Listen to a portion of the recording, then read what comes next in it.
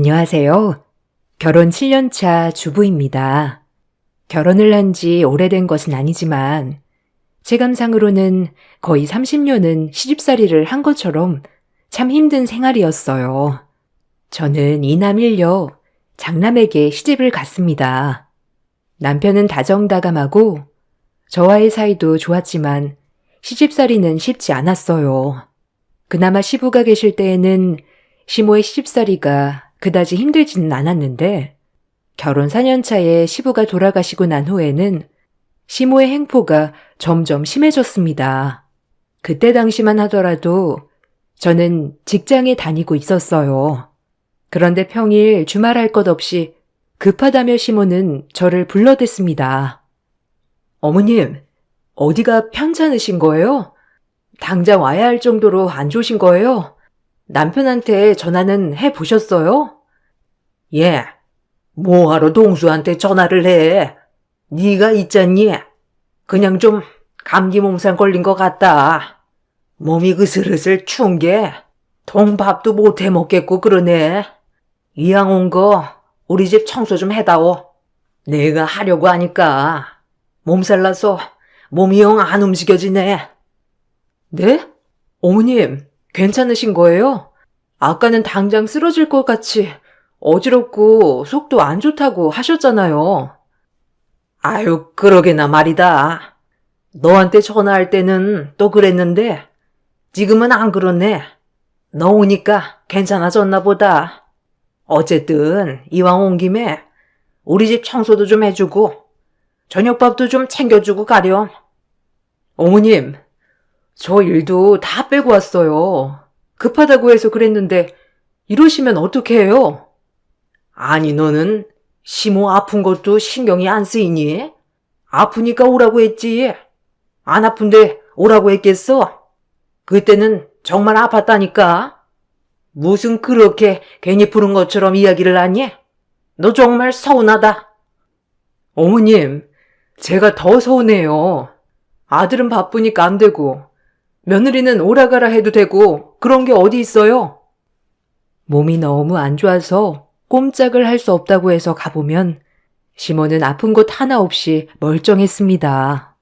그냥 불러서 이것저것 집안일이며 심부름이며 부려먹으려고 불렀던 것이었어요. 저도 결혼 초반에는 시모의 말에 내내 하면서 모두 들어주었습니다. 그렇다 보니 시모의 태도가 점점 심해지면서 제가 감당하지 못할 정도가 되더라고요. 시모에게 직접 버겁다고 이야기를 해보았지만 시모는 그런 저의 태도가 괘씸하다고 생각을 하셨죠. 어머님, 제가 집에 계속 있는 것도 아니고 일도 하고 있잖아요. 어머님이 진짜 편찮으셔서 움직이지 못하시는 거면 제가 와야 되겠지만 그렇지 않은 경우에는 오기가 조금 힘들어요. 이해하시죠? 이해? 예. 너는 네가 아픈데 남편이 바쁘다고 해서 안 오면 서운하지 않니? 나도 마찬가지다. 내 몸이 아픈데 바쁘다고 안 오면 서운하지 않겠니? 그러니 그런 건 내가 아니라 네가 이해를 해야지. 알겠어요, 어머님. 근데 저는 바쁘니까 앞으로는 동수 씨한테로 전화를 해주세요. 아니, 동수는 일이 바쁘잖아. 걔는 가정을 책임지는 가장인데 어떻게 함부로 전화를 하니? 그냥 네가 받아서 오면 되잖아. 너는 무슨 밖에서 몇 푼이나 번다고 일을 빼면 안 되느니 어쩌느니 하는 거냐? 다른 며느리들도 다 이러고 산다. 너만 이렇게 하는 거 아니야. 내가 얼마나 너를 봐주고 있는 줄 아니? 그거 고마울 줄은 모르고 뭐라고? 바쁘니까 오기 힘든 거 이해하라고? 아니, 나는 이해 못한다. 어머님, 저도 일이 바빠요. 저도 중요한 일이고요. 그건 아들이든 며느리든 다 똑같아요. 똑같은 게 어디 있니? 우리 동수 일은 몸도 쓰고 머리도 쓰고 힘든 일이잖니. 근데 너는 따뜻한 사무실에서 컴퓨터만 하고 있는데 뭐가 힘들고 어려워? 그건 다 핑계다. 거기다가 넌 맏며느리인데 이 정도는 해야 며느리 둘이 제대로 한다고 말은 해보지 않겠어? 어머님, 저만큼 하는 사람이 어디 있다고 그러세요? 계속 이렇게 하시면 저도 그냥 다 놓겠습니다. 시모는 아들이 바쁜 건 중요한 일이지만 며느리가 바쁜 건 핑계대는 일이라고 생각을 하셨어요. 이런 상황들이 반복되면서 스트레스가 극심해졌고 심리적으로 우울과 불안이 반복되는 생활이 지속되었습니다. 일을 하다가도 시어머님의 전화가 뜨기라도 하면 그때부터 심장이 두근두근대며 화가 나기 시작했습니다. 더 이상은 참을 수 없다고 생각한 저는 남편에게 헤어지겠다고 선언도 했었죠. 나 어머님 감당 못해. 당신이 감당을 하던지 아니면 나랑 헤어지든지 하자. 갑자기 무슨 얘기야? 엄마가 계속 당신 불러? 그래. 당신 일은 세상 중요한 일인데 내 일은 아무나 할 수 있는 흔한 일이라 생각하시잖아. 나도 열심히 일하고 있는데 나는 자기가 부르면 꼭 와야 한대. 이게 말이나 돼? 나 더 이상 못하니까 제발 나랑 이혼해줘. 여보, 갑자기 왜 그래? 아니, 내가 엄마랑 얘기를 해볼게. 그니까 좀 진정해. 진정? 당신 지금까지 방관해놓고서는 무슨 소리를 하는 거야? 내가 이렇게 스트레스를 받는 동안 당신 아무것도 한 게 없잖아. 나 이대로는 버티지 못할 것 같으니까 제발 그만하자고. 알았어. 다시는 엄마 안 보여줄 테니까 제발 이혼하자는 말만 그만해줘. 저는 남편을 정말 사랑하고 아꼈지만 시모의 행포에 더 이상 견딜 수 없다고 생각이 들었어요. 남편에게 그만 살자고도 이야기를 했는데 남편은 저를 계속해서 잡았습니다. 그러던 중 임신 사실을 알게 되었죠. 임신을 하고 나서 남편은 다시는 시모를 못 보게 해주겠다며 시모의 핸드폰에도 제 번호를 지우고 제 핸드폰에도 시모의 핸드폰 번호를 지웠습니다. 거기다가 집도 바로 이사를 가 시모가 찾아올 수 없도록 해주었죠. 당신 앞으로 엄마 볼 일 없을 거야. 그러니 이제는 마음 놓고 지내. 여보, 그래도 괜찮겠어? 나 때문에 어머님한테 그래도 괜찮겠냐고. 나 당신이 힘든 거 다 알고 있었어. 그래도 고부 갈등에 내가 끼면 안 된다고 생각을 했었는데 내가 끼지 않으니 상처는 더 깊어지고 엄마의 행동은 더 난폭해지더라. 더 이상은 나도 안 되겠다고 생각을 해. 지금이라도 바로 잡아야 되겠어. 이제야 이렇게 해서 미안해. 출산 후까지도 저는 시모를 전혀 보지 않은 채 지냈습니다. 그렇게 결혼 5년 차가 지나고 아이가 태어난 뒤 얼마 지나지 않아 시모가 쓰러지게 되었습니다. 그 소식을 듣고 시댁 식구들은 모두 난리가 났죠. 건강하게만 보였던 시모의 건강이 좋지 않다고 하니 다들 어떻게 해야 될지 난감한 듯 했어요. 시모는 그동안 나에게 미안했다며 이제는 서로 잘 지내고 싶다는 말을 전해왔습니다. 저는 시모가 쓰러진 이후로 다시 교류를 시작하게 되었습니다. 실제로 시모와 만났을 때에도 시모는 눈물을 흘리면서 저에게 용서를 구하기도 했어요. 얘야, 내가 정말 잘못했다. 내가 괜히 힘들 부린 거야. 우리 양반 가시고 나서 내가 의지할 데가 없으니 그런 것 같다. 네, 어머님. 앞으로는 조심해 주셨으면 좋겠어요. 또 예전처럼 그러시면 더는 왕래하기 힘들어요. 그래, 미안하다. 내가 다시 그렇게 하면 다시는 용서하지 말아라. 시모랑 다시 교류를 시작하고 나서는 저도 아이를 데리고 시댁에도 여러 번 방문을 했었죠. 시모는 종종 속을 긁는 이야기를 하긴 했지만 전처럼 저에게 횡포를 부리는 것은 아니었어요. 그렇게 1년여가 더 지나고 나서 저는 다시 시모와 교류를 한 것에 대해 후회를 하게 되었습니다. 시모의 본색은 다시 드러나게 되었죠. 전처럼 말로 저를 무시하는 것이 아니었기 때문에 다른 사람들은 시모가 개과천선했다고 이야기를 했지만 사실상 시모는 말로만 괴롭히지 않을 뿐 다시 전과 비슷하게 변하기 시작했습니다. 어머마, 다음 주에 뭐하니? 병원 가야 하는데 나 혼자 가려고 하니 힘들구나. 병원이요? 지난주에 다녀오셨는데 다음 주에도 가셔야 되는 거세요? 뭔가 증상이 또 나타나는 것 같아서 미리 가보려고. 엄마, 지난주에 갔는데 왜 다음 주도 또 가겠다는 거야? 갈 거면 그냥 나랑 같이 가. 내가 시간 빼서 올게. 아이고, 아니다. 아비 고생하는데 어떻게 같이 가자고 해? 그냥 어멈이랑 쉬엄쉬엄 다녀오면 되지. 어멈도 집에만 있으니까 답답하고 아이도 집구석에만 있으면 안 된다. 밖에 같이 나가야지.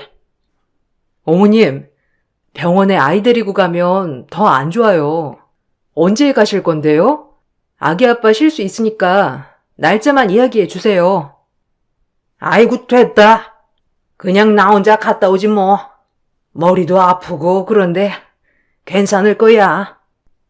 아니, 아기 아빠랑 같이 가시면 된다니까요. 날짜를 알려주세요. 그래, 엄마. 어떻게 아기 엄마 혼자 아기랑 엄마 다 보면서 병원을 가? 나랑 같이 가세요. 에이구, 됐다. 내가 말을 말해야지. 며느리한테 가자고 해도 내 말은 하나도 안 듣고. 시모는 저에게 대놓고 뭐라고 하는 건 아니었지만 저는 그 뜻을 다 알 수 있었죠. 예전과 마찬가지로 저를 부려먹기 위해서 매번 시간을 내달라 데이트를 하자는 말로 바꿔 쓰시기 시작했습니다. 다른 사람들은 며느리를 잘 챙기는 시어머니라고 했지만 실상은 그렇지 않았습니다. 정말 다른 사람들이 시간이 안 돼서 제가 아이를 둘러엎고 겨우겨우 어머님 모시고 외출이라도 한 날에는 어김없이 시어머니의 횡포가 시작되었어요. 예, 너는 젊은 게 애도 제대로 못 보고 시어머니도 제대로 못 보니? 내가 그 나이 때는 아기 앞뒤로 없고 안고 하고서도 시어머니 모셨다. 뭐 그렇게 대단한 일을 한다고 힘들어해? 어머님은 어머님 시어머니께서 애들 다 봐주셨잖아요. 남편이 다 얘기해줬어요. 밥도 안 하시고 매번 설거지만 하시고서는 왜 저는 그렇게 해야 되는데요? 어머머머, 얘 말 대꾸 하는 거 봐라. 얘, 너 그렇게 시어머니한테 또박또박 말 대꾸 하면 애가 듣고 배우는 거다. 이제는 말도 가려 하면서 해야지. 사람들이 많이 있는 곳이랑 저와 단둘이 있는 곳에서 태도는 확 달라졌습니다. 다시 원래의 심으로 되돌아가는구나 싶어 저는 시어머님과 다시 연을 끊어야 하는 거 아닌가 고민을 하기 시작했죠. 그렇지만 시모의 건강은 좋지 않은 것도 사실이었습니다. 병원에서는 평소 화를 자주 내고 화가 많아서 혈압으로 자주 쓰러지게 되는 거라고 이야기를 했습니다. 이런 상황들이 반복되면서 시어머니는 1년 중에서도 신경성으로 몇 번이나 입원을 해야 할 정도였죠. 남편의 남동생과 여동생은 미혼이었고 다들 직장에 다니고 있다 보니 주부였던 제가 시어머니와 마주치게 되는 일은 많았어요. 시어머니는 심지어 병원 간병도 요구를 했었습니다.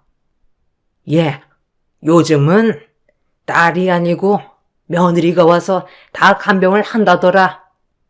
요즘 누가 시어머님 간병을 해요? 다들 간병인 두고 있죠. 어머님도 간병인 두시게요? 아니, 나는 남의 손은 좀 불편하더라고. 그니까 나는 네가 좀 내 간병을 해줬으면 좋겠다. 네? 제가요? 아휴, 제가 어떻게 어머님 간병을 해요? 그냥 간병인 쓰세요. 그분들이 더 잘해주시고 꼼꼼하게 잘 돌봐주시잖아요. 아니다. 너도 잘할 수 있지 않겠니? 거기다가 앞으로 내가 아프면 네가 신경 써야 할 텐데 서툴더라도 네가 지금부터 해봐야지. 아니요. 앞으로도 그럴 일은 없을 거예요. 그러니 제 간병은 꿈에도 꾸지 마세요. 시몬은 계속해서 저에게 간병을 요구했지만 사실 나이도 어리고 간병도 쉽지 않은 일이라는 걸 알고 있기 때문에 매번 거절을 했습니다. 그렇지만 시모의 요구는 사그라들지 않았어요. 남편도 처음에는 계속해서 같이 거절을 해주었지만 매번 나가는 간병인 비용도 만만치 않은 상황이었어요.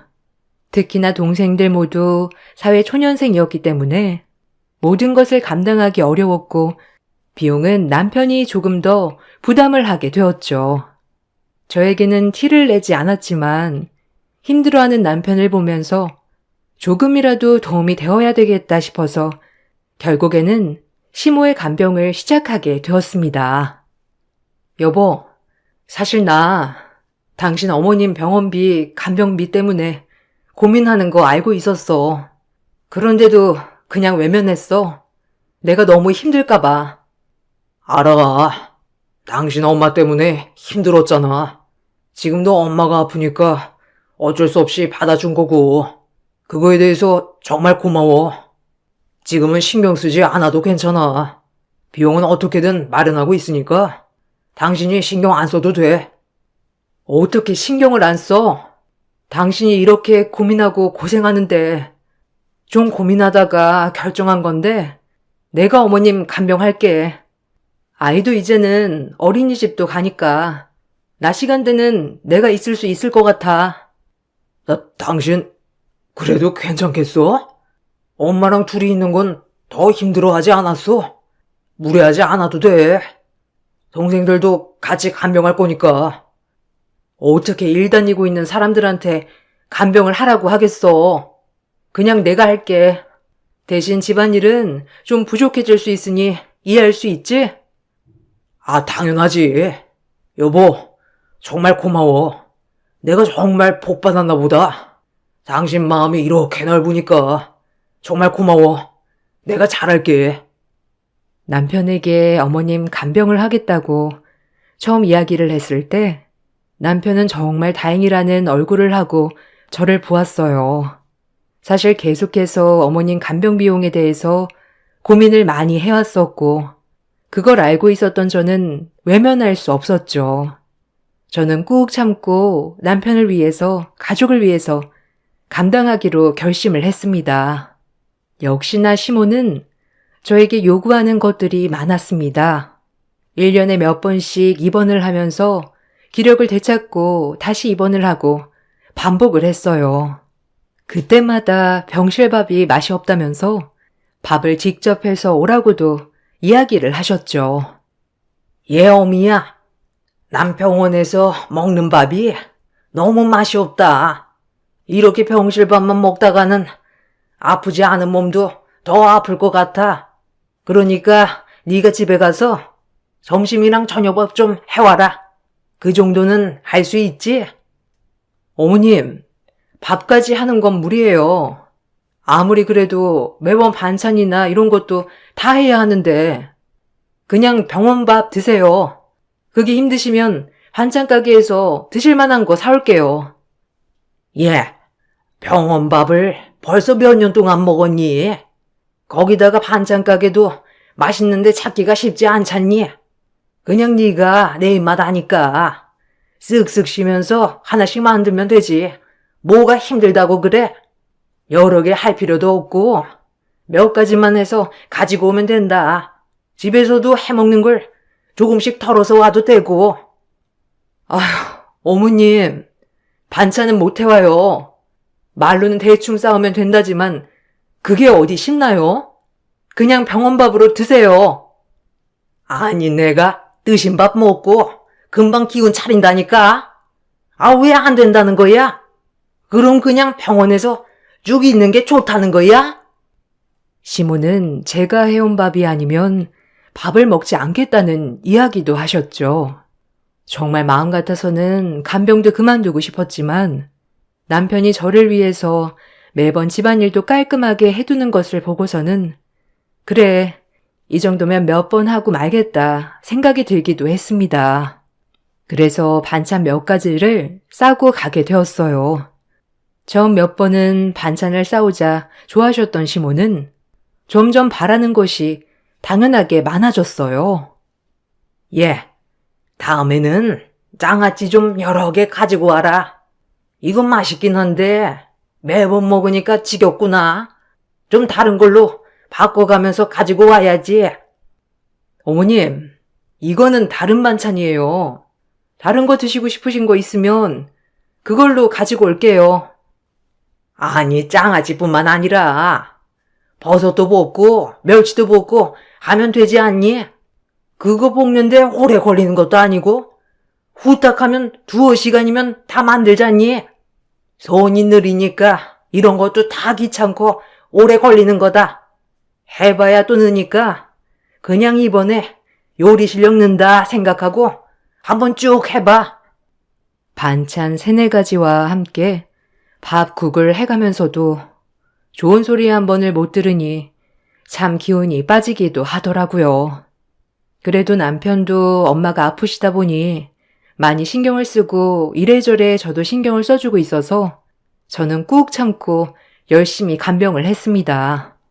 어느 날 시어머니는 시댁 식구들이 다 같이 와서 병실에서 밥을 먹자며 반찬을 좀 넉넉하게 싸우라고 하시더라고요. 어미야, 내일 네 시동생들 온다고 하니까 반찬 좀 넉넉하게 싸와서 여기서 좀 먹자. 밖에 나가서 먹으면 좋겠지만 내가 그럴 수 없잖니. 여기서요? 아니, 여기 좀 좁지 않을까요? 어머님만 드시고 여기서는 간단하게 차 마시는 게 나아요. 아유, 언제 가족들끼리 밥을 먹어보겠니? 내가 이렇게 병원에만 있는데 그냥 내일은 좀 넉넉히 싸와라. 시모는 가족들과 밥을 먹어야 되겠다며 저에게 반찬을 좀 넉넉하게 싸우라고 하셨어요. 시동생들도 온다고 하니 저도 신경을 써서 12처 반상으로 챙겨서 병원으로 갔습니다. 병실에 가보니 시부만 있고 다른 가족들은 아직 안 온 상황이더라고요. 마침 식사 시간이 되어서 반찬들을 내놓으려고 정리를 하는데 시모가 갑자기 화를 내기 시작했죠. 예, 너 이거 뭐니? 이거 어제 먹었던 거 아니야? 한 개가 어제 거랑 겹치잖아. 어머님, 그럼 반찬이 거기서 거기지. 여기서 어떻게 더 다양하게 나와요? 어제 거 좀 먹을 수도 있는 거지. 시동생들 때문이에요? 어제는 시동생들도 없었는데 어제 먹었던 게 나오면 어때서요? 얘가 정말 내가 오늘은 좀 신경 쓰라고 했니 안 했니? 너는 어떻게 된 게 시애미가 이야기하는 걸 하나같이 안 들어 처먹어? 내가 오늘은 좀 신경 써서 가지고 오라고 했잖아. 어머님, 병실에 오는데 신경 써서 가지고 오는 게 어디 있어요? 이 정도면 훌륭한 거지. 병실에서 호텔 만찬 바라세요? 세상에 이 정도 하는 며느리가 어디 있답니까? 더는 못하겠으니까 어머님이 직접 해 드시던 시동생들한테 시키세요, 그럼. 아니 이게 정말 어디서 말대꾸야? 시모는 화를 내며 제 뺨을 내리쳤습니다. 소리를 고래고래 지르면서 저를 향해 손을 휘두르는 모습을 보고서는 저도 더 이상은 참을 수 없다고 생각을 하고 있었죠. 반격을 하려 손을 올리던 그때 누군가가 시어머니의 휘두르는 손목을 잡아챘습니다. 그러곤 시모의 머리채를 잡고 병상에서 끌어내는 게 아니겠어요? 누군가 하고 보니 어떤 여자분이셨어요. 아줌마, 간똥이 부었지? 어디서 함부로 손을 놀려? 저는 깜짝 놀라서 쳐다보았고 시모 역시 놀라서 멈춰 섰답니다. 여자분의 뒤로 들어온 시동생들도 깜짝 놀란 얼굴이었어요. 알고 봤더니 그 여자분은 도련님의 여자친구였습니다. 이번에 결혼을 위해서 인사를 드리려고 했는데 어머님이 입원을 하시는 바람에 병문안 겸 인사를 하러 온 것이었죠. 그런데 그 여자친구가 오히려 시모에게 화를 내면서 나를 때리는 것을 말린 것이었어요. 언니, 괜찮으세요? 어디 다친 데 없어요? 네, 괜찮아요. 근데 어디서 많이 본 것 같은데? 혹시 저 알아요? 언니, 저 기억 안 나요? 고등학교 때 저 혜연이에요. 혜연이? 어머, 혹시 1학년 혜연이 말하는 거야? 네. 언니, 정말 오랜만이죠? 언니한테 깜짝 서프라이즈로 놀래주려고 한 건데 상황이 이렇게 되었네요.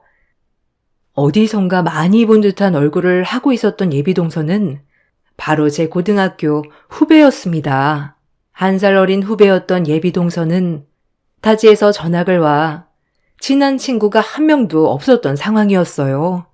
그때 당시 동서는 고등학교 생활에 전혀 적응을 하지 못했지만 이미 똑똑하고 얼굴도 예뻤던 동서를 시샘하던 친구들이 있었던 것이죠. 아무런 친구도 만들지 못했던 동서에게 나쁜 친구들은 심하게 괴롭히기도 했었어요. 그런 동서를 우연히 보고 구해줬던 것이 인연이 되었던 것입니다. 언니, 그때 언니가 저 안 구해줬으면 사실 저 나쁜 선택했을지도 모르겠어요. 그때 정말 학교도 가기 싫고 아침에 눈 뜨기도 싫었는데 그때 오늘이 마지막이다 생각하고 갔던 날 언니가 저 구해준 거잖아요. 기억나요? 그때 맞아. 수업 끝나고 학교 뒤편으로 가는데 애들이 누굴 엄청 괴롭히고 있었는데 나도 동생 생각이 나서 그랬지 뭐. 어쨌든 이렇게 잘 살고 있었다니 다행이다. 잘 지냈지? 아, 그럼요. 언니 덕분에 저 정말 잘 지냈어요. 그때 1년만 학교 다니고 전학 가게 되면서 아쉽게 되었죠. 언니한테 연락하고 싶었는데 그때는 연락처도 서로 모르고 그래서 아쉬웠거든요. 아, 그러게. 매번 쉬는 시간마다 우리 같이 만나서 이야기도 나누고 그랬는데 어떻게 서로 전화번호도 모르고 그랬지? 이메일 주소라도 알아둘 걸 그랬나 보다. 저는 그래서 전학 간 다음에도 종종 학교 찾아가기도 했어요. 근데 언니가 고3이라 만나기 쉽지 않더라고요. 맞아. 나 그때는 매일 도서관에만 있었거든. 늦은 이야기지만 정말 그때 감사했어요. 언니 덕분에 괴롭히던 친구들도 그날 이후로 저 건드리지도 않았고 쉬는 날에도 언니가 계속 찾아와서 저 진짜 힘 많이 됐거든요. 1년을 그래서 버틸 수 있었던 것 같아요. 정말 감사해요. 아유, 뭘. 너도 이번에 나 구해줬으니 퉁치는 거지 뭐. 예비동서와 이야기를 나누면서 그동안의 시간들을 공유하게 되었어요. 1년 동안 학교를 다니면서 저 덕분에 버티며 다니긴 했지만 전학을 가고 나서는 심리적인 문제 때문에 계속 치료를 받게 되었다고 하더라고요. 트라우마 때문에 다시 학교를 찾아오지 못하다가 겨우겨우 저를 찾아서 한번 왔었는데 결국 만나지 못했던 것이었죠. 그렇게 세월이 흘러서 예비동서는 남편의 남동생 도련님과 만남을 갖게 되었고 연애를 하던 중에 우연히 보게 된 가족 사진으로 형수님이 저라는 것을 알게 되었다고 해요. 운명이구나 생각을 했던 예비동서는 시댁에 인사를 하러 갔을 때 깜짝 놀래줘야 되겠다 생각을 했던 것이죠. 그러다 병실에 들어오기 전에 시모가 저의 뺨을 때리고 화를 내는 모습을 보게 된 것이었어요. 그때 자신이 학창 시절에 나쁜 친구들에게 맞았을 때 제가 자신을 구해주려고 화를 내며 자신을 감쌌을 때가 생각이 났다고 해요. 언니, 있잖아요. 사실 저 지금도 어제 일처럼 생생해요. 그때 친구들이 저 때리고 그랬던 거요. 생각이 날 때면 정말 앞이 캄캄할 정도로 숨이 막히는데 그때마다 언니 손이 저를 감싸줘서 견딜 수 있어요. 정말로요. 언니가 맞는 걸 보고 정말 앞뒤 안 보고 바로 뛰어들어가게 되더라고요. 사실 저에게는 생명의 은인이나 다름없는데 그런 몰상식한 짓을 하다니 제가 다 화가 났어요. 아휴, 그러게. 나 그때는 진짜 당당하게 너 구해줬는데 순식간에 그렇게 당하다니. 그래도 나도 맞대응하려던 찰나에 네가 온 거고 앞으론 그 몰상식한 노인네랑 손절하려고. 맞아요, 언니. 언니는 참 당당하고 멋진 사람이에요. 거기다가 힘이 되는 사람이고요. 그런 대접받을 이유 하나도 없어요. 그동안 잊고 있었던 제가 생각이 나는 듯 했어요.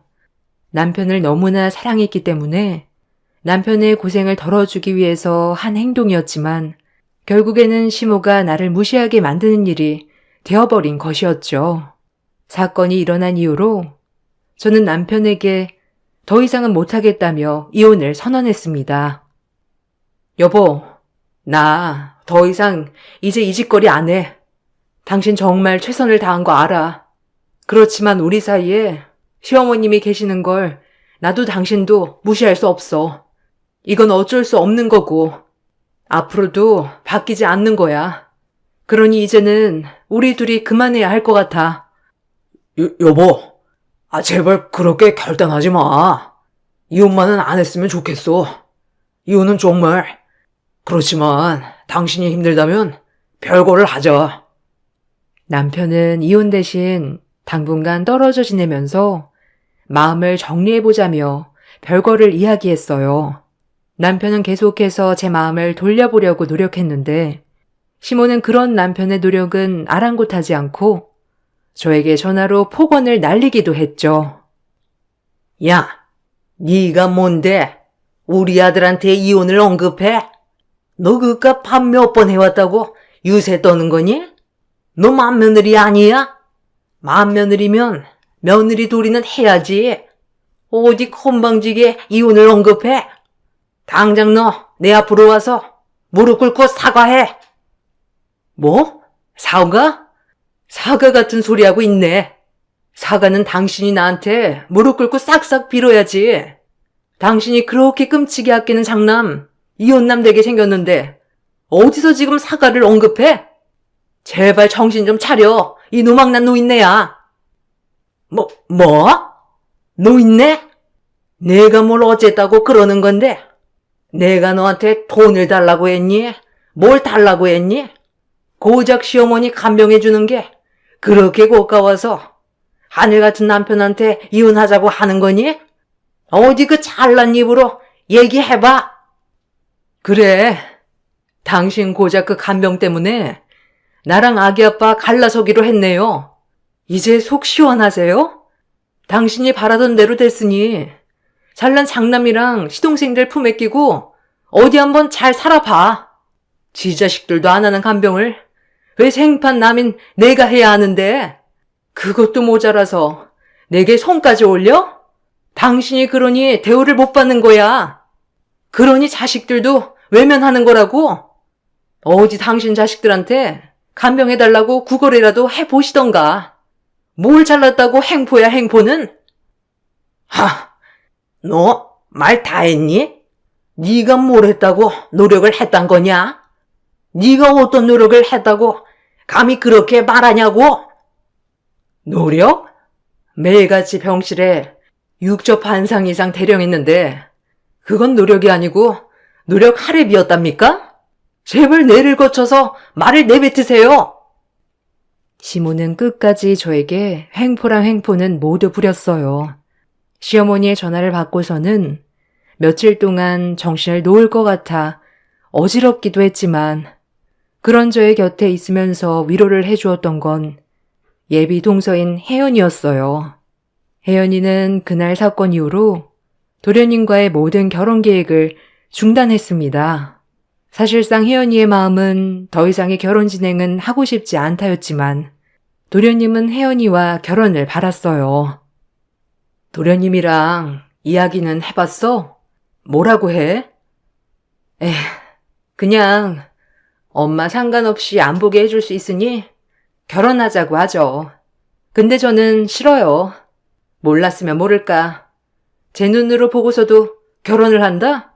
그건 용납되지 못할 것 같아요. 언니는 좀 괜찮아요? 그래, 나도 뭐 괜찮아지겠지. 상처는 없어지는 건 아니더라고요.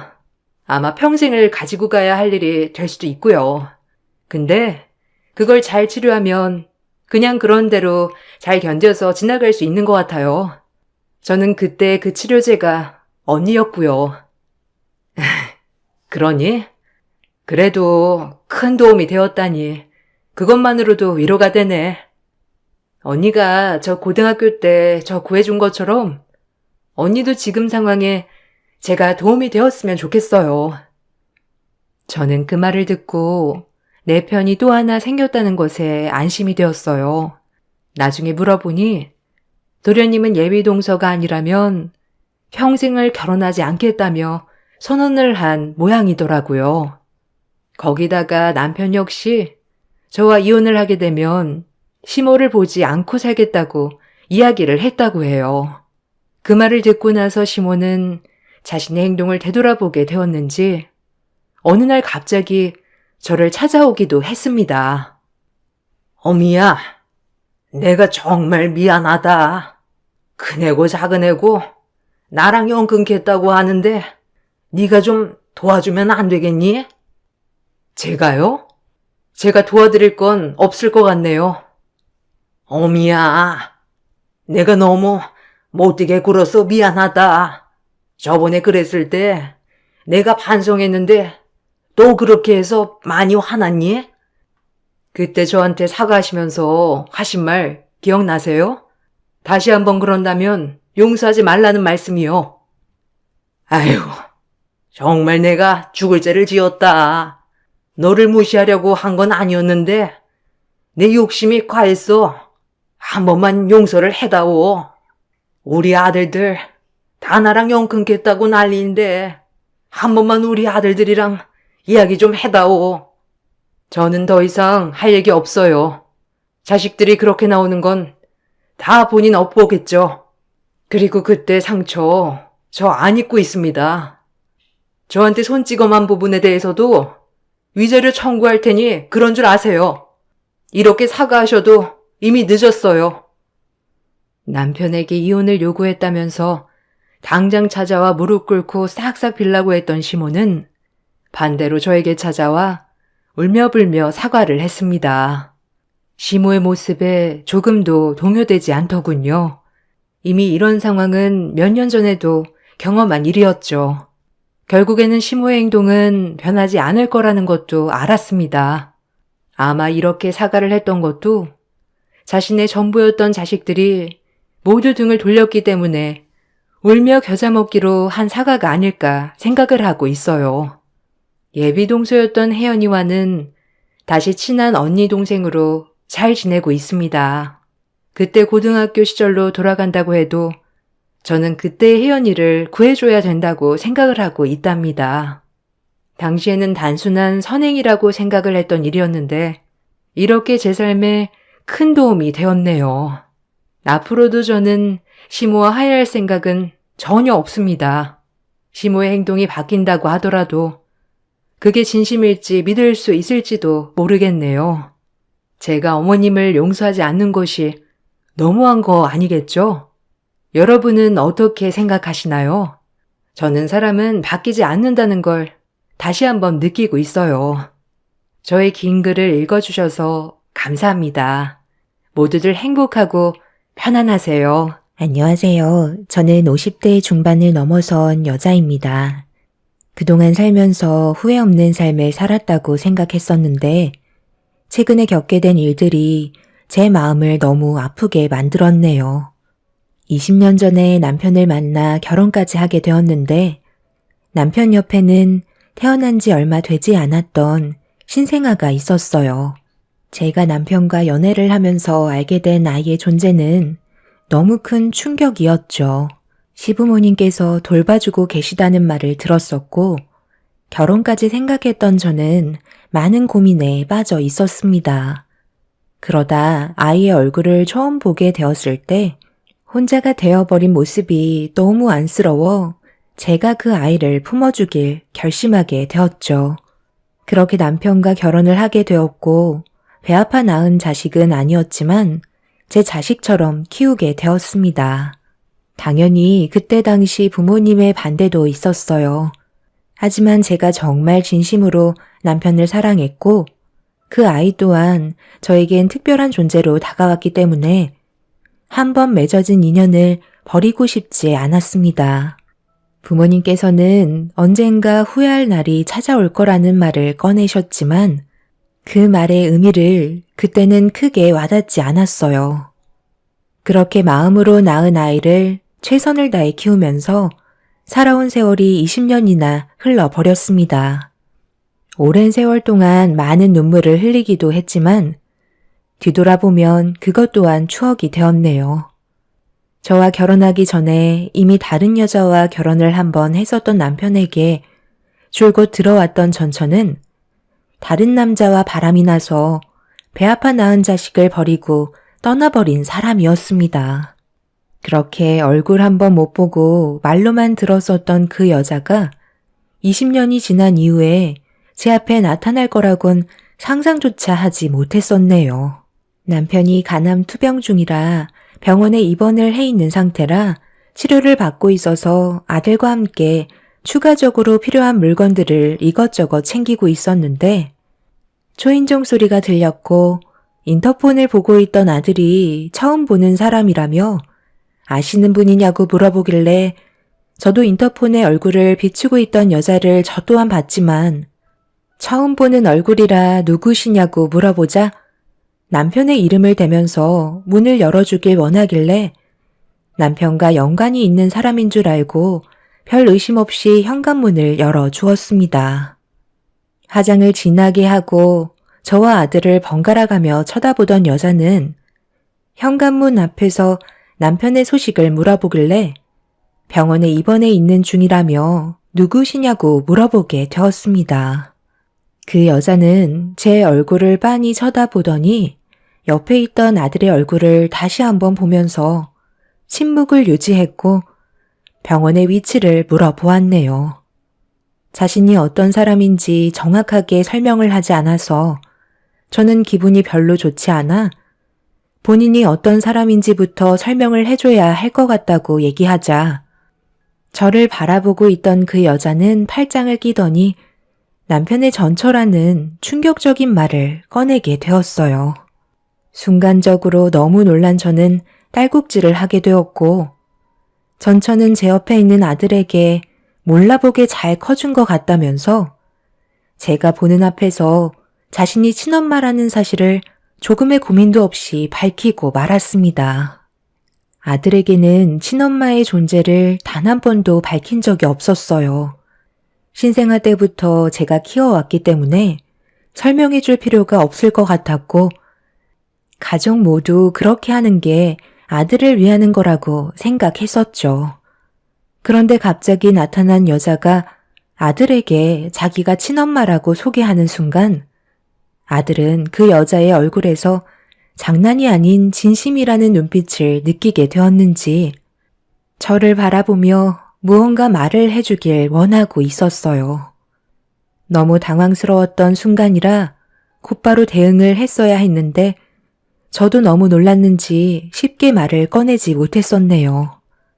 이미 충격을 받은 아들에게 제가 친엄마라며 그 여자를 내쫓으려 했지만 그럴 때마다 오히려 제가 더 이상한 반응을 보여주는 것 같았는지 아들은 추가적인 진실들을 알길 원했고 20년 만에 나타난 전처를 집 안으로 들어오게 만들었습니다. 전처는 집안을 구석구석 살피며 어떻게 살고 있는지 살피고 있었죠. 그냥 병원 위치만 물어봤을 때 바로 알려줬으면 좋았잖아요. 괜히 사람 심기를 건드려서 왜 이런 상황을 만들어요? 진실은 언젠가 드러난다는 거 그쪽도 잘 아실 텐데. 마음의 준비를 하고 계셨어야죠. 그 사람이 얘기 안 했나 봐요? 분명 제가 꼭 돌아올 거라는 말을 하고 떠났는데. 그새를 못 참고 다른 여자와 살림까지 차렸다니 정말 대단하네. 갑자기 나타나서 왜 그 사람을 찾는 거죠? 20년이나 지난 일인데 무슨 미련이 남아있다고 남의 가정을 뒤흔들려 하는 거예요? 뭔가 착각하고 계시는 것 같은데요. 그쪽은 후처이고 제가 본처니까 안방을 다시 되찾으려 오는 건 당연한 거잖아요. 엄마, 이게 전부 다 무슨 얘기예요? 왜 저는 그동안 아무것도 모르고 있었죠? 저분이 정말 저를 낳아주신 분이라는 건가요? 그걸 꼭 말로 들어야 알겠니? 그동안 살면서 자기가 친엄마인 듯 연기하면서 키워줬던 사람과 내 얼굴을 비교해보면 금세 알 수 있잖아. 누구랑 닮은 것 같아? 내가 봤을 때 저 여자는 너랑 조금도 닮은 부분이 없는 것 같은데. 어차피 물은 엎질러졌는데 그냥 솔직하게 얘기하세요. 숨겨봤자 애만 상처받는 건데 거짓말할 필요 있어요? 아들이 저를 빤히 바라보는 눈빛에 저도 아들을 바라보며 무슨 말을 해줘야 하는데 친엄마라고 찾아왔던 전처 앞에서 제가 친엄마가 아니었다는 사실을 인정하고 싶지 않았어요. 아들은 아무 말도 하지 못한 채 눈빛으로만 인정을 하고 있자 저를 바라보고 있던 아들의 눈시울이 붉어졌고 결국 집 밖을 뛰쳐나가 버렸네요. 단 한 번도 저를 친엄마가 아니라고 의심한 적이 없었을 텐데 아들은 엄청난 충격을 받게 된 것 같았네요. 아들이 집 밖으로 나가게 되면서 저와 전처 둘이 남게 되자 본격적인 대화를 주고받을 수 있었고 저는 전처에게 남의 가정 깨지 말고 눈앞에서 당장 사라지라며 화를 내기 시작했어요. 그쪽이 당신 아들을 버리고 떠난 지 20년이나 지나 버렸다고. 이제야 나타나서 어쩌자는 건데? 남의 가정이 잘 되는 꼴이 보고 싶지 않아서 지금 무너뜨리려고 찾아온 거야? 그쪽한테는 예의 같은 것도 필요 없을 것 같네. 두 번 다시 우리 집안에 끼어들 생각하지 말라고. 이미 가족이길 포기하고 떠난 주제에 뭘 주워 먹으려고 남의 가정에 기웃거리고 있어? 내가 내 집으로 돌아온 것뿐인데 뭐가 잘못됐다는 거지? 그냥 제자리를 찾고 싶은 마음밖에 없다고. 그쪽이 아무리 발버둥을 쳐봤자 천륜을 끊어낼 수 없다는 거 몰라? 20년 키웠다고 친아들이 되는 건 아니라고. 결국 제자리를 찾게 돼 있어. 그건 그쪽 생각이지. 다른 남자랑 바람이 나서 버림받았다는 말을 듣게 된다 해도 그쪽한테 갈 거라고 생각해? 낳아준다고 다 똑같은 부모는 아니라고. 나는 내 아들한테 지금까지 진심을 다해서 키워왔고 단 한 번도 남의 자식이라고 생각해 본 적 없어. 그쪽이 생각하는 것보다 우리 집안은 엄청 단단하고 그쪽이 들어올 틈은 조금도 없으니 기대조차 하지 말라고. 그건 앞으로 두고 보면 되겠지. 내가 한 번 뒤흔들면 이 집안은 순식간에 무너질 것 같은데? 그쪽도 눈앞에 어떤 일들이 펼쳐지게 될지 뻔히 보이지 않아? 그걸 정말 원하는 건 아니지? 내가 조용히 사라져 주길 원하면 지금 당장 그 사람이 입원해 있는 병원을 알려주는 게 좋을 거야. 내가 필요한 것만 얻으면 조용히 사라질 테니까 일을 더 크게 만들고 싶지 않으면 더는 내 앞에서 얼쩡거리지 마. 괜히 서로 피곤한 일 만들어봤자 좋을 거 없잖아. 원래 인생은 굴곡이 많아야 살맛이 나는 법이야. 전처는 남편이 입원해 있는 병원의 위치를 물어봤어요. 자기가 원하는 걸 얻기 전까진 계속해서 주위에 맴돌 생각을 하고 있는 것 같아 보였습니다. 저는 하루빨리 전처의 존재가 눈앞에서 사라지길 원하고 있었기 때문에 남편이 입원해 있는 병원의 위치를 알려주었고 그제서야 조용히 눈앞에서 사라졌습니다. 전처가 한번 뒤흔들고 떠나고 난 뒤 저는 너덜거려진 상태였고 순식간에 다리에 힘이 풀려 버렸어요.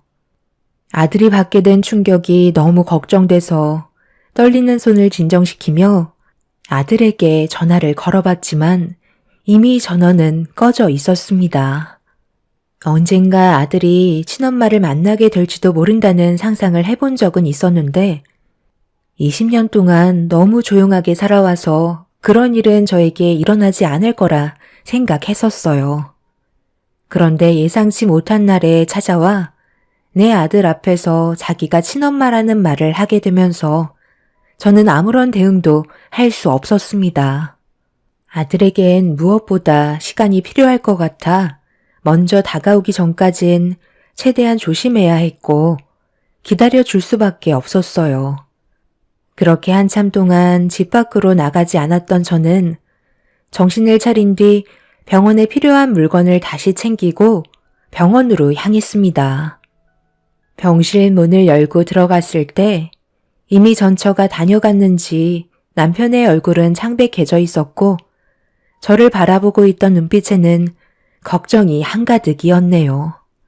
제 눈치를 살피던 남편에게 말을 붙였어요. 그 사람이 뭐래? 당신한테 원하는 게 있다고 하던데 둘이서 무슨 대화를 했는지 나한테 빠짐없이 얘기해줬으면 좋겠어. 나한테 돈을 요구했어. 상당히 급한 것 같더라고. 어디 사용하려는 건지 알려주려 하지 않았는데 자기가 원하는 걸 주지 않는다면 무조건 우리 가정을 무너뜨리겠다고 한바탕 난리를 치고 떠났어. 내가 다시 연락 주겠다고 돌려보내긴 했는데 빨리 해결해주지 않으면 재욱이한테 지속적으로 접근을 시도할 생각인가 봐. 말끝마다 재욱이 얘기를 하는데 최후의 수단으로 친엄마인 자기가 데려가겠다는 말까지 하는데 나도 그 말을 듣고 혼란스럽더라고. 분명 재욱이는 우리와 함께 하겠다는 걸 믿어야 하겠지만 그 사람이 아무런 계획 없이 찾아오지는 않았을 것 같아. 분명 자기가 원하는 걸 얻을 때까지 우리를 괴롭힐 거야. 그래서 얼마를 원했는데? 우리가 잘 사는 형편도 아닌데 그 여자가 원하는 돈을 맞춰줄 수 있겠어? 한번 물리기 시작하면 계속해서 끌려다니게 될 거라고.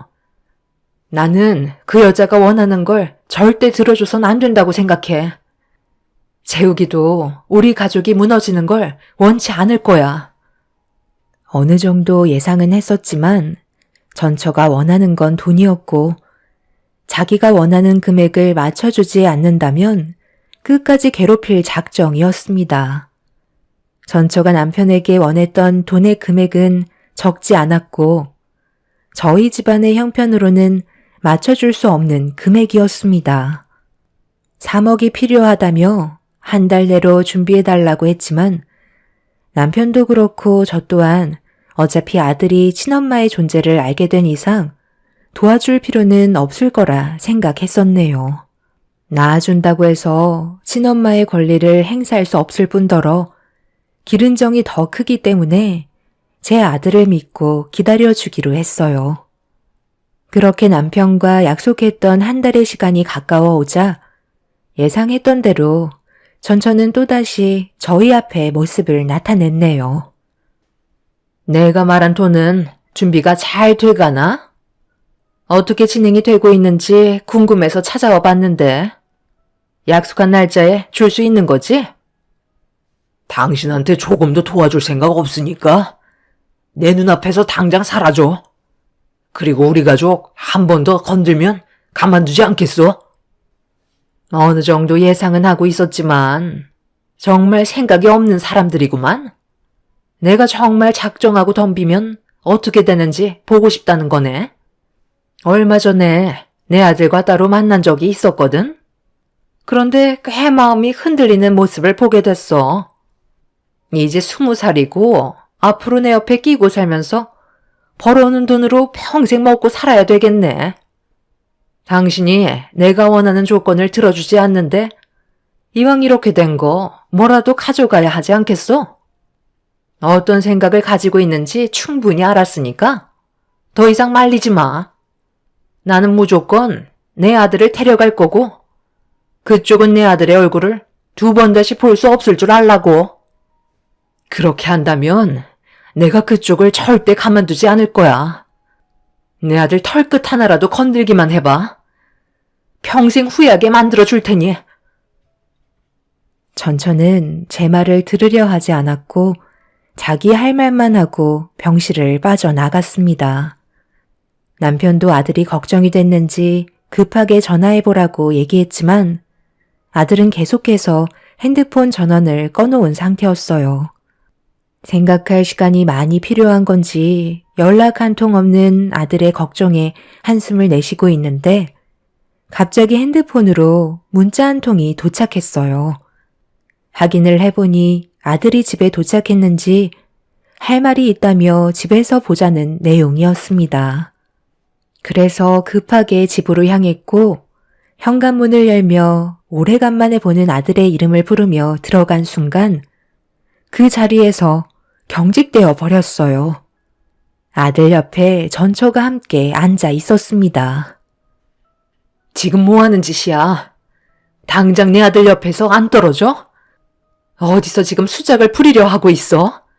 재호가, 무슨 말을 들었는지 모르겠지만 일단 엄마랑 따로 얘기 좀 하자. 저 사람 말 조금도 들을 필요 없어. 전부 다 거짓이기 때문에 너한테는 아무런 도움이 되지 않아. 아빠가 병원에서 많이 걱정하고 계시거든? 서둘러 아빠 보러 가야지. 왜 저한테 숨기셨어요? 언제까지 숨기실 작정이셨나요? 제가 받을 상처는 생각 안 해보셨어요? 저는 지금 상당히 혼란스러워요. 그동안 살면서 엄마라고 믿으면서 살았던 분이 저를 배 아파 낳아주신 분이 아니었다는 게 엄청난 충격으로 다가왔더고요. 그런데 이제 와서 무엇을 바로잡으려 하시는 거죠? 저를 낳아주신 친엄마가 저와 함께 살길 원하세요. 저한테 눈물을 쏟아내시면서 진심으로 용서를 구하셨어요. 가족 모두가 지금까지 저를 속였다는 건 받아들이기 힘들 것 같네요. 앞으로 저는 친엄마와 함께 살아갈 테니 당신은 이제 저희 아빠 집에서 나가주세요. 아들, 그게 갑자기 무슨 말이니? 엄마가 있어야 할 자리는 여기고 그리고 네가 있어야 할 곳도 엄마 옆인 거야. 저 사람은 너를 이용해 먹으려 하는 거라니까? 내가 너한테 그동안 보여줬던 모든 게 진심인 걸 모르는 거 아니잖아. 글쎄요. 잘 모르겠어요. 시작부터 저에게는 거짓이었는데 모든 게 진심이었다는 건 말이 안 되죠. 저희 집에서 그만 나가주세요. 내 아들이 당장 나가라고 하잖아. 이래서 천류는 끊어내지 못한다는 거야. 아무리 당신이 길러줬다 해도 낳아주지 않았기 때문에 서로가 느끼는 감정은 다를 수밖에 없다고. 당장 짐 싸서 나가고 2번 다시 내 아들 옆에 나타나지 마. 내가 평생 후회하게 만들어줄 거라고 얘기했지? 그러니까 원하는 걸 들어줬어야지. 그쪽이 아무리 잔머리 굴려봤자 내가 머리 꼭대기에 앉아있다고. 아들은 짐가방 하나를 저에게 툭 던지면서 서둘러 짐 싸서 나가라며 화를 내고 있었습니다. 이미 아들은 이성을 잃어버린 상태였고 저에게 많은 실망을 했는지 20년 동안 몰랐다가 알게 된 진실에 괴로워하고 있었어요. 제가 바로 잡으려고 더 버텨봤자 오히려 역효과만 불러일으킬 것 같아 아무것도 하지 못한 채 간단하게 짐을 싸서 집을 나올 수밖에 없었죠. 저 또한 난리를 치고 싶었지만 아들과의 인연이 여기에서 끝나지 않을 거라는 걸 믿고 있었기 때문에 잠시 후퇴하는 걸 선택했고 저도 앞으로 어떻게 해야 할지 계획을 세워야만 했어요. 그렇게 집에서 나와 다시 병실 문을 열고 들어오니 남편이 어두워진 제 얼굴을 보며 어떻게 됐는지 물어보길래 전처가 아들과 함께 있다는 말을 전해주었고 남편은 전처 때문에 많은 스트레스를 받았는지 괴로워하고 있었습니다. 그날 이후 전처와 아들은 저희 앞에 나타나지 않았습니다. 혹시 몰라 다시 집에 들어가 보니 아들은 전처와 어디로 갔는지 보이지 않았고 아들 방에 걸려있던 옷들이 보이지 않았어요. 그날 정말 많은 눈물을 쏟아내면서 아들에게 그동안 숨겨왔던 거에 대해 후회가 밀려왔습니다. 저는 친아들처럼 생각했었기 때문에 친엄마의 존재를 알려줄 필요가 없을 거라 판단했었는데 이렇게까지 일이 커지게 될 줄은 예상조차 하지 못했습니다. 그래도 저와 함께한 세월이 20년인데 한순간에 뒤돌아 버릴 줄은 정말 몰랐어요. 그날 이후 아들은 계속해서 제 전화를 피했고 병원에도 찾아오지 않았어요. 그래서 남편에게 어떻게 하면 좋을지 많은 대화를 나누면서 저희 가족이 다시 정상화될 수 있는 방법을 찾고 있었습니다. 그런데 전처가 다시 병실 문을 열면서 고개를 내밀었고 목에 힘을 주며 들어왔네요. 그러게, 내가 뭐라고 그랬어? 원하는 대로 해주지 않으면 소중한 걸 뺏어간다고 했잖아? 재욱이는 지금 우리 집에서 생활하고 있어. 앞으로 평생 동안 내가 꾸린 가족을 위해서 헌신하며 살겠지. 결혼도 절대 안 시킬 거고 돈만 벌게 만들 거야. 낳아주긴 했지만 그동안 키우지 않아서 그런지 정을 붙일 수가 없더라고. 그래도 어쩌겠어. 내가 원하는 돈을 만들어주는데 최대한 살살 달래서 내 팔 밑에 둬야지. 내가 원하는 걸 얻을 때까지 나는 멈추지 않을 거라고. 꼭 이렇게까지 해야 되겠어? 그쪽도 가정을 꾸렸으면 알아서 잘 살면 되는 거지. 왜 우리한테 찾아와서 돈을 요구하는 거야? 내가 저번에도 얘기했잖아. 돈 나올 구멍이 없어서 고민하다가 생각난 게 이 사람이라고. 자식을 빌미로 돈을 갈취하는 게 제일 쉽거든. 물론 나는 예이긴 하지만 어느 부모가 자식이 잘못되는 걸 지켜볼 수 있겠어? 지금 내 남편도 병원에 입원해 있거든. 다 늙어서 희귀병에 걸렸는데 당장 큰돈이 필요한 걸 어쩌겠어? 대출빚도 많아서 돈을 빌릴 곳도 없는데 이참에 잘 됐지. 당신이 바람 피워서 제 발로 나가놓고 이제 와서 돈을 달라고 하면 좋은 말이 나가겠어? 20년이나 흘러버렸는데 네가 꾸린 가정을 지키려고 내 가정을 무너뜨려? 네가 그러고도 무사할 것 같아? 당장 제자리로 돌려놔. 그렇지 않으면 벌 받을 수 있는 거라고. 사람이 사람답게 살아야지. 이런 식으로 계속해서 잘못된 길을 걷는다면 분명 후회할 날이 오게 될 거야. 내가 후회할 이유가 뭐가 있겠어? 눈물 좀 흘리면서 연기했더니 우리 집에서 함께 살자는 말에 바로 고개 끄덕이던걸? 내가 버리고 떠났다는 아픔보다 그쪽한테 그동안 속아서 살아왔던 세월이 더 큰 배신으로 느껴진 거라고. 아직도 모르겠어? 내가 말한 조건은 아직까지 유효하니까 최대한 빠른 시일 내에 3억을 준비해주면 아들 앞에 2번 다시 나타나지 않을게. 그쪽한테 돈을 줄 이유 없고 재욱이는 다시 제자리로 돌아올 거라는 거 나는 믿고 있을 거야. 그러니 더 이상 우리한테 아무것도 바라지 마. 저와 남편이 전처가 원하는 대로 들어주려 하지 않자 점점 한계치에 달했는지 전처는 저희 부부에게 막말을 퍼부으면서 난리를 치기 시작했어요. 제 아들이 어떻게 돼도 상관없냐며 더 큰 일을 겪게 될지도 모른다고 무섭게 화를 내고 있었습니다. 결국 병실에서 난리를 치게 되면서 전처는 쫓겨나게 되었고 2번 다시 찾아오지 못하게 병원 측의 도움을 받아 출입 금지 요청을 하게 되었습니다. 저는 남편 옆에 있어야 해서 아무것도 하지 못한 채 아들의 소식을 계속해서 기다려야만 했어요. 그렇게 2달 정도의 시간이 지났을 무렵 아들에게 문자 한 통이 왔어요. 처음 보는 주소가 적힌 문자 한 통이었고, 그쪽으로 와달라는 말에 저는 이유도 모른 채 무작정 문자에 적힌 주소로 향하게 되었네요. 그렇게 도착을 하니 어느 장례식장이었고, 아들을 찾기 위해 건물 안으로 발을 디딘 순간 제 눈앞에 충격적인 광경들이 펼쳐지고 있었어요. 전처의 남편이 희귀병이 있다더니 결국 세상을 떠난 듯 보였습니다. 그리고 영정사진 앞에는 아들이 자리를 지키고 있었네요. 저는 고개를 떨구고 있는 아들에게 가까이 다가가려 하는데 전처에게도 또 다른 친아들이 있었는지 눈물을 흘리며 영정사진을 바라보는 모습을 볼 수 있었어요.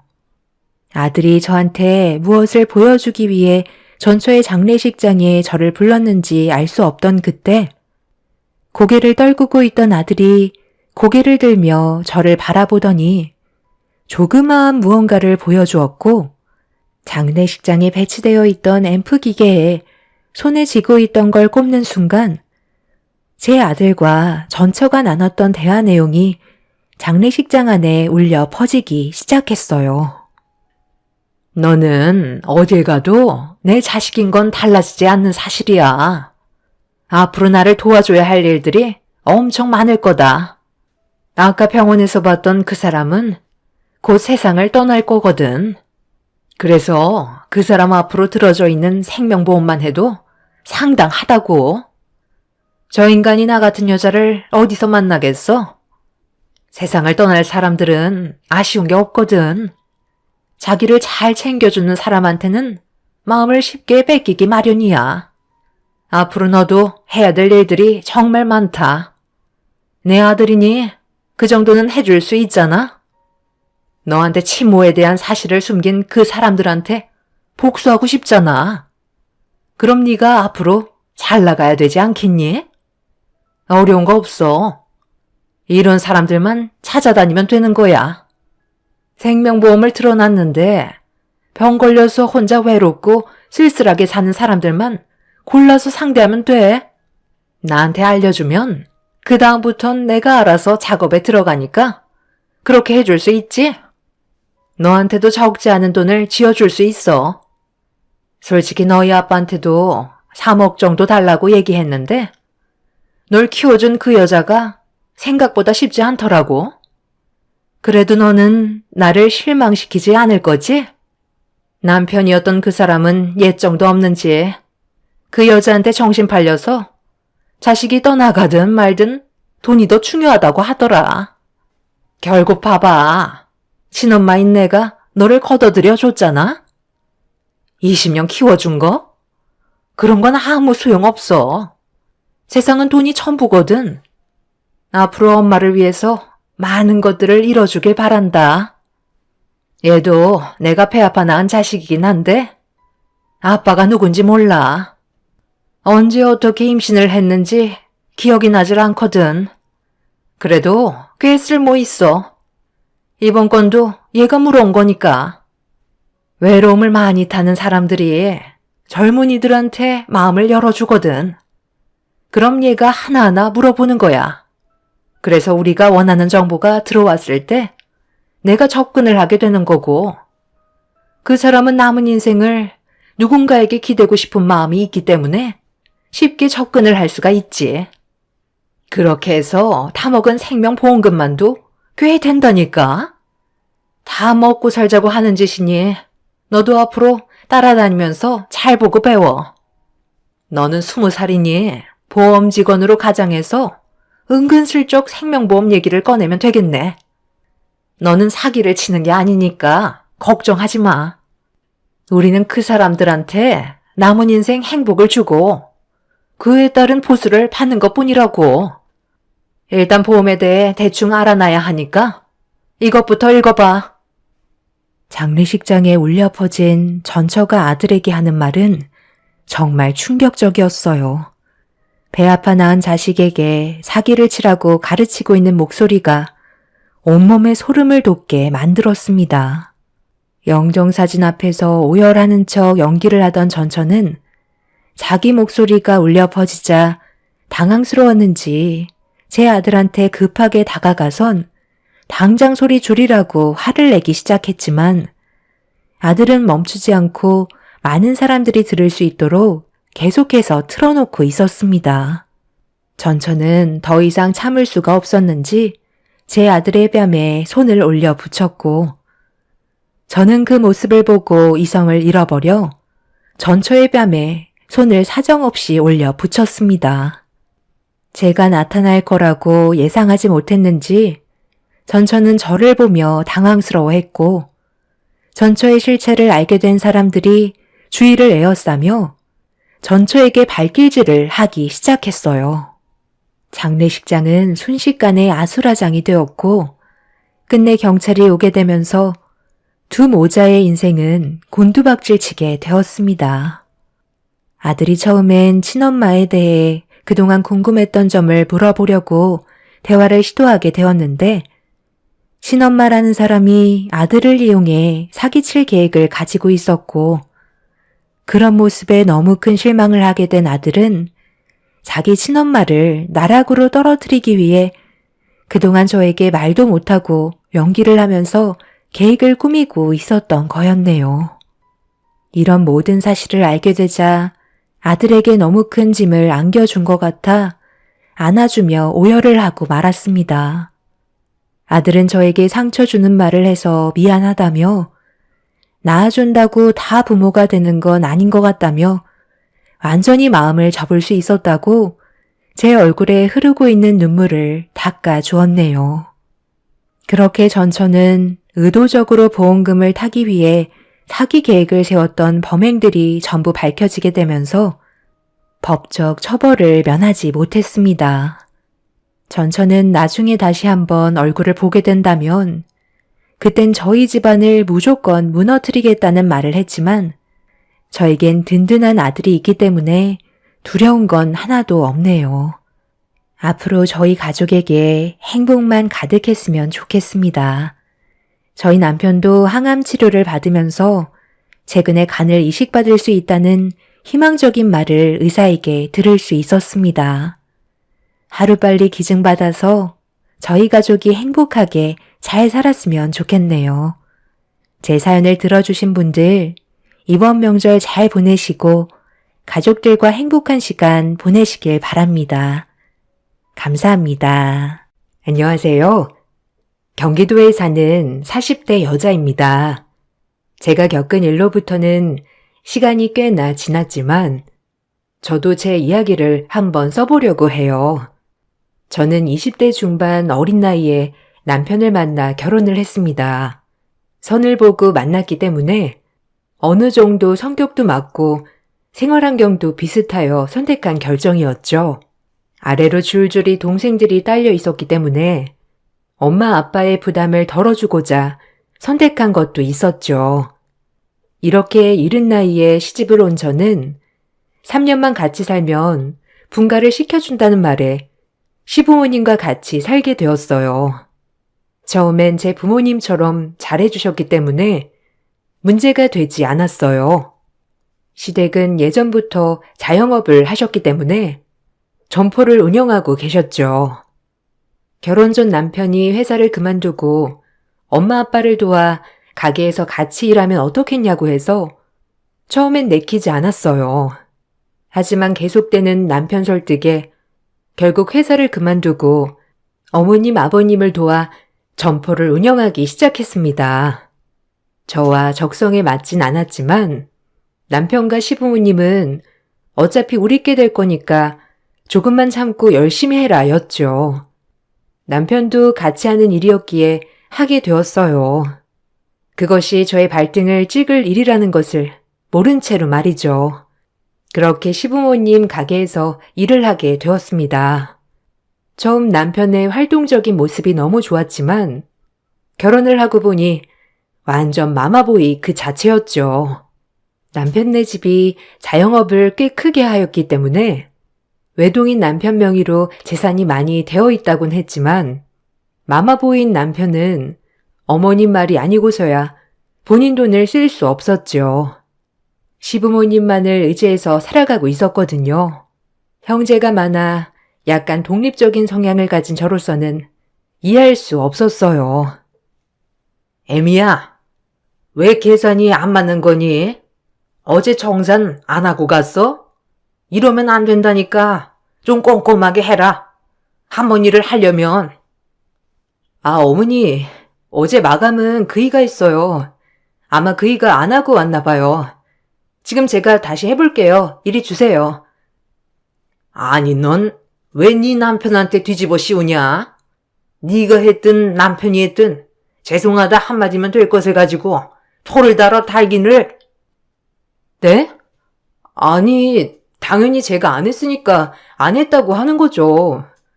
그리고 재민 씨가 좀 꼼꼼하지 않은 것도 사실이고요. 아이고, 웃긴다, 너 참. 서방 잡아먹겠다, 아주. 남자는 좀 화통하고 털털하면 되지. 꼼꼼까지 바라길. 아주 욕심도 많다. 어머니의 말이 너무 모순적이었죠.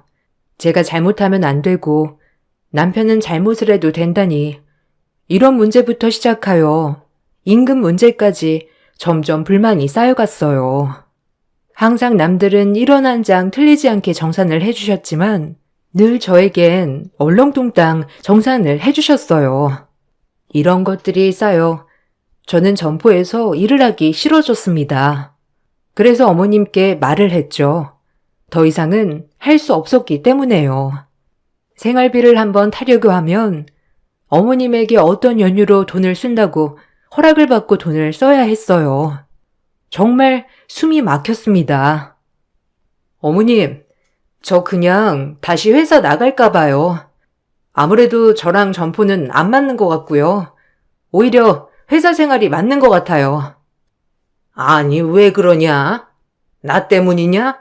아들 하나 있는 거 나중에 다 너 거가 될 건데 미리미리 알아두면 좋지. 내가 괜히 그러냐? 그건 그때 나중에 할게요. 항상 월급도 일한 시간이랑 안 맞는 것 같고 이게 지속되면 안 하는 게 나을 것 같아서 그래요.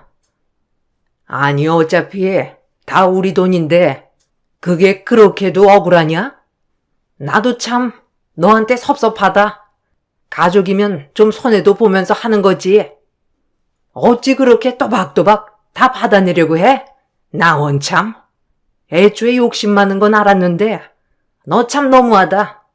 딸이었어도 이럴 테냐? 그건 다른 문제죠.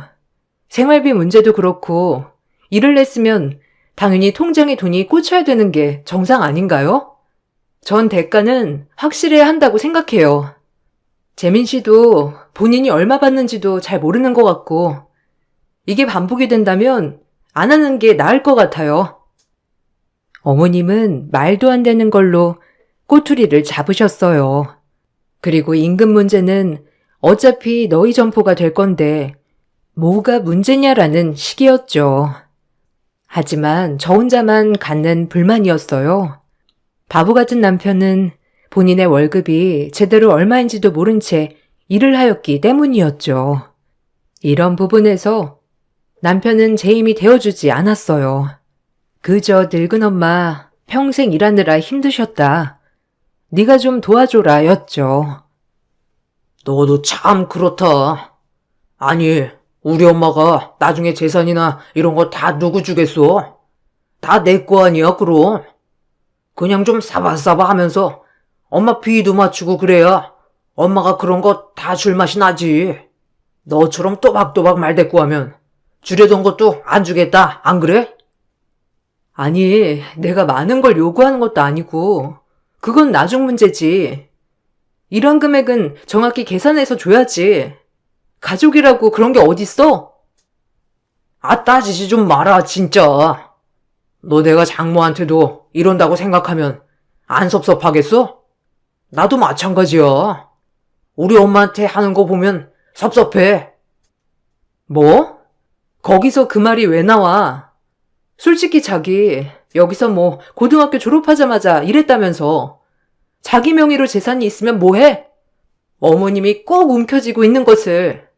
생활비 한번 타려면 뭐든지 다 어머님, 아버님 통해야만 돈이 나오고 난 이런 생활 숨 막혀. 모든 돈 문제는 시부모님께 이야기를 해야 하는 것도 답답했어요. 결혼을 했다면 경제적 독립을 해야 하는 게 맞는다고 생각했거든요. 제가 이런 문제를 가지고 얘기 좀 하려고 하면 남편도 마찬가지로 저를 또박또박 따지는 깐깐한 여자로 몰고 갔습니다. 이런 게 지속되다 보니 정말 내가 잘못된 건가? 내가 좀 너무 따지나? 라는 생각이 들 정도로 가스라이팅을 당하고 있더군요. 점점 이 점포에서 일하는 게 익숙해져 갔어요. 시댁은 여러 매장을 가지고 있었기 때문에 어머님, 아버님 또한 바쁜 나날을 보내고 있었죠. 그렇게 어느 정도 시댁 일에 적응이 되었을 때 저는 임신을 하였어요. 임신을 하고 당연히 조금은 쉬어가면서 일을 해야겠다고 생각했는데 시어머니 생각은 달랐죠. 어머니, 저 임신했어요. 이제 어머니도 할머니가 되신대요. 축하드려요. 6주 정도 됐는데 아직은 안정이 많이 필요하대요. 어머, 축하한다. 나도 우리 재민이 가졌을 때가 생각나는구나. 아주 그때 배불러서 일하느라 힘들었는데. 아, 힘드셨겠어요. 그래서 말인데 저는 근무 시간 좀 조절하려고 해요. 아무래도 서 있는 일이 많다 보니 아기한테 무리도 갈 것 같고요. 뭔 소리냐? 임신해도 똑같지? 오히려 많이 서 있고 움직여야 애도 빨리 나오고 얼마나 편한데? 내가 만삭 때까지 일한 결과 재민이를 얼마나 빨리 낳았다고. 걱정 말아라. 여기서 충분히 애 가져도 일할만 하니까 알겠지? 그러니까 조절은 말아라. 어머니의 말이 너무 섭섭하게 다가왔어요. 임신한 며느리를 똑같이 부려먹겠다는 마음을 알고 나니 너무 실망스러웠어요. 오히려 전 임신을 했다고 하면 쉬엄쉬엄 하라고 말을 해주실 줄 알았거든요. 하지만 제 생각과는 정반대의 결과였습니다. 그래서 전 제가 뱃속의 아이를 지켜야 한다는 생각으로 어머니께 못한다고 말씀을 드렸어요. 어머님은 길길이 날뛰었고요. 본인도 그렇게 일을 해왔으니 저도 똑같이 일을 해야 한다는 말씀이었죠. 너무한 데 생각이 들었지만 제 편은 없었어요. 아니요, 어머니. 회사에서도 임신하면 휴가를 받는 판국에 저 이렇게는 일 못해요. 컨디션도 안 좋고 조금은 쉬면서 할래요. 아니, 임신했다고 유세 떠냐? 임신하고도 3교대 근무하는 사람들도 있는데 그건 다 정신력 문제야, 알아? 정신력이라뇨. 어머님, 제가 남의 애 가진 것도 아니고 어머님 손주를 가졌는데 어쩜 그렇게 말씀하실 수가 있으세요? 내가 틀린 말 했냐? 요즘 애들은 하여간 뭐만 하면 실공니. 그래서야 이 가게를 어떻게 너를 믿고 넘기냐? 못 들은 걸로 하마. 어머니, 엄연한 노동력 착취라고 생각 안 하세요? 제가 말을 안 해서 그렇지 참고 있는 게 한두 개가 아니라고요. 너 말 한 번 잘했다. 뭐 착취해? 참나. 아니 그럼 공짜로 내 재산을 다 얻으려고 했어? 노력한 만큼 받는 거야, 알아? 너네가 이 재산 다 어떻게 모았다고 생각하니? 너처럼 실컷 다시고 모으면 모을 수 있었겠어? 열심히 해야 내게 캐는 거라고. 어머님은 말이 안 통하셨어요. 무조건 근무 시간을 다 채워라였죠. 너무 서러웠습니다. 현대판 노예도 아니고 이게 뭔가요? 전 남편에게 말을 했지만 여전히 남편은 남의 편이었죠. 남편은 본인은 힘이 없으니 엄마 말을 들어라였습니다. 그래야 콩고물이 떨어진다고 말이죠. 너무 어리석어 보였어요. 본인이 노력해서 가정을 일궈 독립할 생각은 안 하고 그저 나중에 시부모님 재산을 물려받을 생각에 현재에 너무 안주하고 있다는 사실이 절 화나게 했죠. 전 아이를 가진 만큼 달라져야겠다고 생각했어요. 어떻게 어머님은 월급도 제대로 안 주시면서 일을 당당하게 시키셔? 임신해도 만삭 때까지 무조건 하래. 어떻게 생각해? 내가 힘이 있냐? 뭐 엄마 말이 그런다면 그렇게 해야지, 안 그래? 그래도 요새 만삭이어도 일하는 사람은 하더라. 당신 진짜 어머님이랑 똑같구나? 아니면 당신도 어려서부터 가스라이팅 당한 거야? 자기 졸업하자마자 일했다며. 그래서 세뇌 당한 거 아니야? 보면 월급도 제대로 못 받고 있는데 이게 정상이냐고. 그래도 우리가 독립할 수 있게 월급은 제대로 줘야지. 애 낳아도 이럴래? 애 낳아도 계속 시부모님한테 의지하면서 살 거야? 당신 이제 아빠 된다는데 정신 차려. 애가 뭘 보고 배우겠어? 지금 나 가르쳐? 네가 뭔데 나한테 이래라 저래라야. 아무도 우리 엄마 아빠한테 불만 안 가져. 꼭 너 하나만 그러더라. 내가 괜찮다는데 지금 네가 나한테 따지면 뭐 어쩔 건데. 사람 피곤하게 하지 마라 진짜. 정 떨어지니까 알겠어? 에휴. 지금이라도 지금 자기 앞으로 되어 있는 건물이며 땅이며 문서 달라고 해. 어차피 자기 이름으로 되어 있잖아. 아기 태어나면 독립하자. 뭐라도 하면 먹고 살 수 있어, 어? 나 정말 숨 막혀.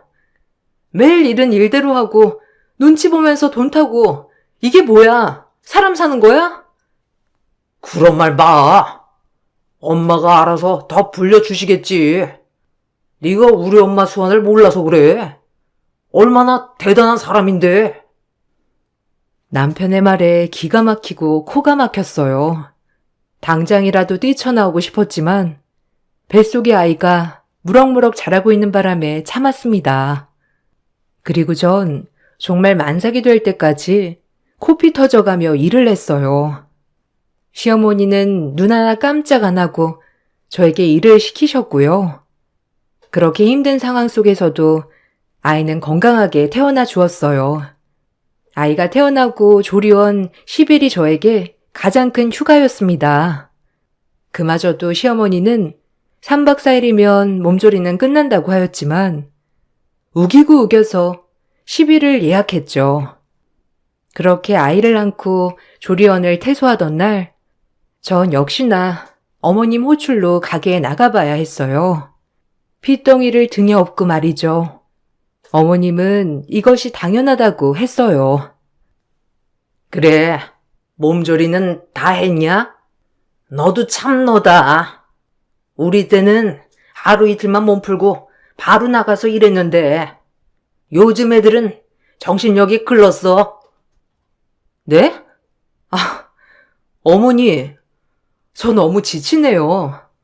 오늘도 힘들게 나온 거예요. 자꾸 그런 정신력 운운하지 마세요. 제 친구들은 조리원에 보통 2주는 있어요. 누가 조리원 퇴소하자마자 아기 둘러 업고 일을 나오나요?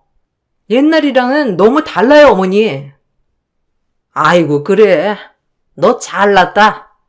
됐고 밀린 일에 산더미다. 너 없는 동안 직원을 쓸 수도 없고 아주 내가 힘들어 죽는 줄 알았어. 창고에 가면 재고 쌓였으니까 재고 좀 파악하고 진열 좀 해놔. 애는 죽어라. 먼지 들어가면 안 되니까 내가 업고 있을게. 아이고 참나. 제가 없는 동안 제 일을 쌓아놨다고 하신 어머님을 보며 경악을 금치 못했어요. 이젠 이런 생각이 들더군요. 이 집은 며느리를 필요로 하는 게 아니라 현대판 노예가 필요한 거였구나.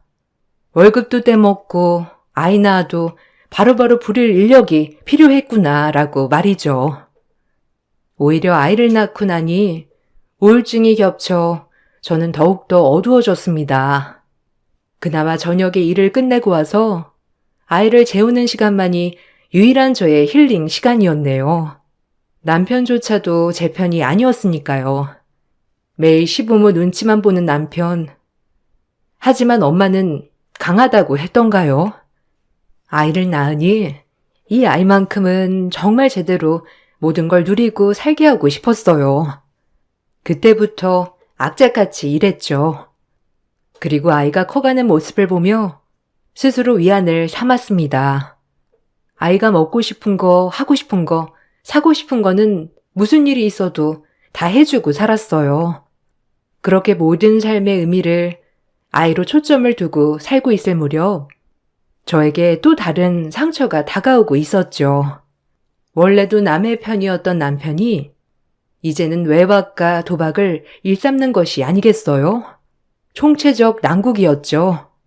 내가 이런 남자를 믿고 살아야 되는지 이젠 의심조차 들었습니다. 뭐 하나 믿고 의지할 데가 없는 기분이랄까요? 여보, 어제 어디서 자고 들어온 거야? 혹시 어제도 하우스 갔었어? 당신 진짜 미친 거 아니야? 한두 살 먹은 어린애도 아니고 이제 아기 아빠인데 정신 차려야지. 언제 독립할래? 아무리 어머님 아버님이 물려주실 재산이 있다고 하지만 자기도 자기 앞가림은 똑바로 해야 할 거 아니야. 내 말이 틀려? 당신 활동적인 모습이 좋아서 결혼했는데 진짜 내가 당신이란 남자 뭘 믿고 결혼했는지 모르겠다. 뭐가? 알아서 엄마랑 아빠가 돈 모아주실 건데 뭐가 문제야? 그리고 남자가 좀 밖에 나가서 게임도 할 수 있는 거지. 넌 꼭 별거 아닌 문제를 심각하게 몰고 가는 경향이 있더라. 질린다 질려. 애 낳고 바가지가 점점 더 심해지는 것 같아. 알아?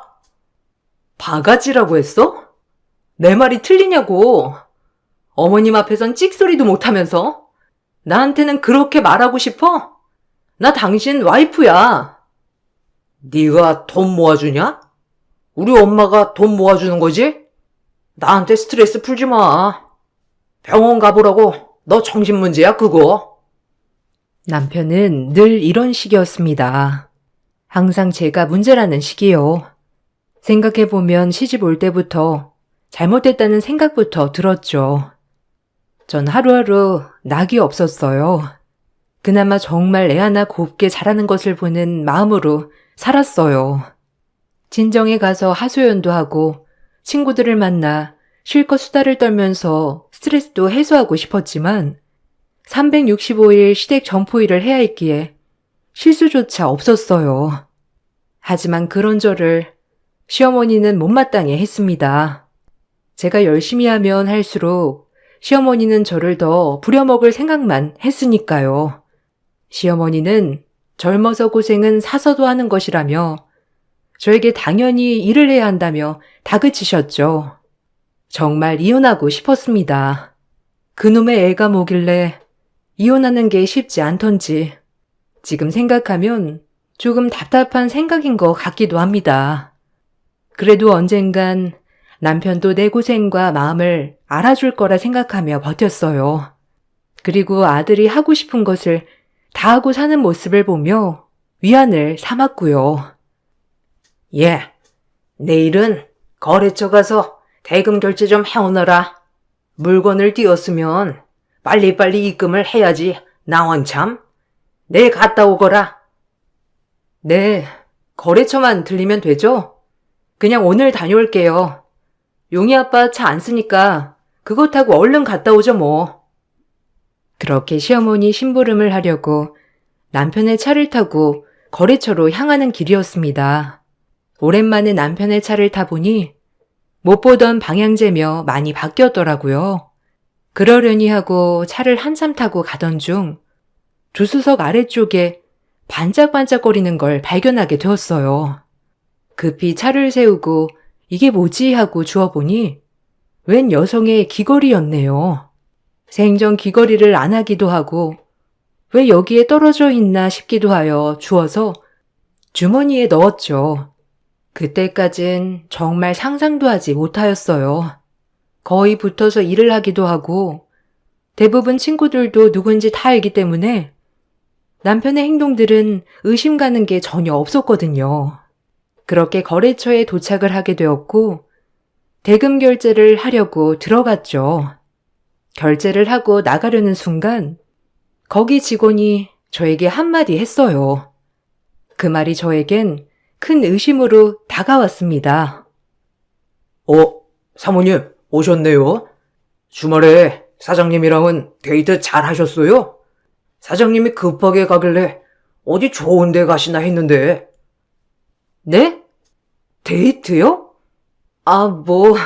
주말에 우리 그 일을 만났어요? 어디서요? 데이트 갔긴 했는데 거기가 어디였더라? 신촌 쪽에서 봤잖아요. 거기서 사장님 뵈서 반가웠는데 사모님도 같이 오셨다길래 인사드리려 하다가 급하게 가시길래요. 직원의 말을 들어보니 남편은 주말에 신촌 쪽에서 저와 데이트를 한다며 후다닥 갔다고 하였죠. 그 말을 듣고 나니 한 번 시작된 의심은 멈출 수 없었어요. 설마 아니겠지. 도박과 외박은 일삼았어도 간이 콩할 만한 사람이었기에 무언가를 주체적으로 하진 않았겠거니라고 생각한 제 탓이 컸던 걸까요? 너무 남편을 믿은 걸까요? 그날 전 집에 와 남편을 추궁하였어요. 오늘 거래처 갔었는데 대수 씨가 그러더라? 자기 주말에 신촌에서 봤다고. 나랑 있었다고 했다며? 왜 그랬어? 뭐? 그냥 뭐. 갑자기 왜 오셨냐고 하니까 자기 말이 나와버렸지 뭐. 그냥 진수랑 그날 게임방 갔었거든. 근데 거기 직원한테 게임방 다닌다고 할 수 있냐? 그래도 사장님 하는 사람 앞에서. 그래서 뭐라고 했어? 아니라고 했어? 그래서 나한테 지금 따지는 거야? 아니, 따지는 건 아니고 물어보는 거지. 혹시나 해서 자기가 신촌까지 갈 일이 뭐가 있나 싶기도 하고. 어쨌든 알겠어. 너 의심 같은 거 하지 마라. 매력 떨어진다. 가뜩이나 없는 매력 의심하기 시작하면 정도 떨어지니까 알겠어? 뭐? 바람 피운 놈이 성낸다더니? 웬 오바야? 그리고 이 귀걸이는 뭐야? 당신 차 조수석에 떨어져 있던 건데 웬 귀걸이야? 그게 뭐지? 모르겠는데. 네 거 아니야? 난 모르지. 내 차 조수석에 너 말고 앉을 사람이 누가 있다고? 너무 당당한 남편의 말에 믿을 수밖에 없었어요.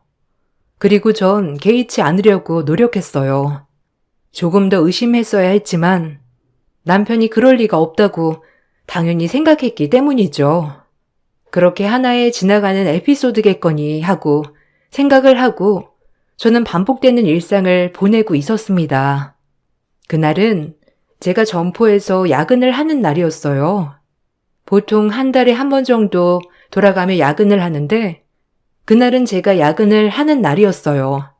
남아있던 재고조사도 할 겸 물건들도 좀 정리도 하고 그렇게 쉬엄쉬엄 야근을 하였죠. 그러다 저도 모르게 깜빡 잠이 들었어요. 한참 잠을 자고 있는데 가게에 들어오는 인기척 소리에 놀라 잠이 깼어요. 그리고 조금은 두려운 마음에 몸을 숨겨 그 일행들을 보고 있는데 저희 가게에 오래된 직원들이었어요. 얼큰하게 취해 잠시 뭘 가지러 들어온 거였고요.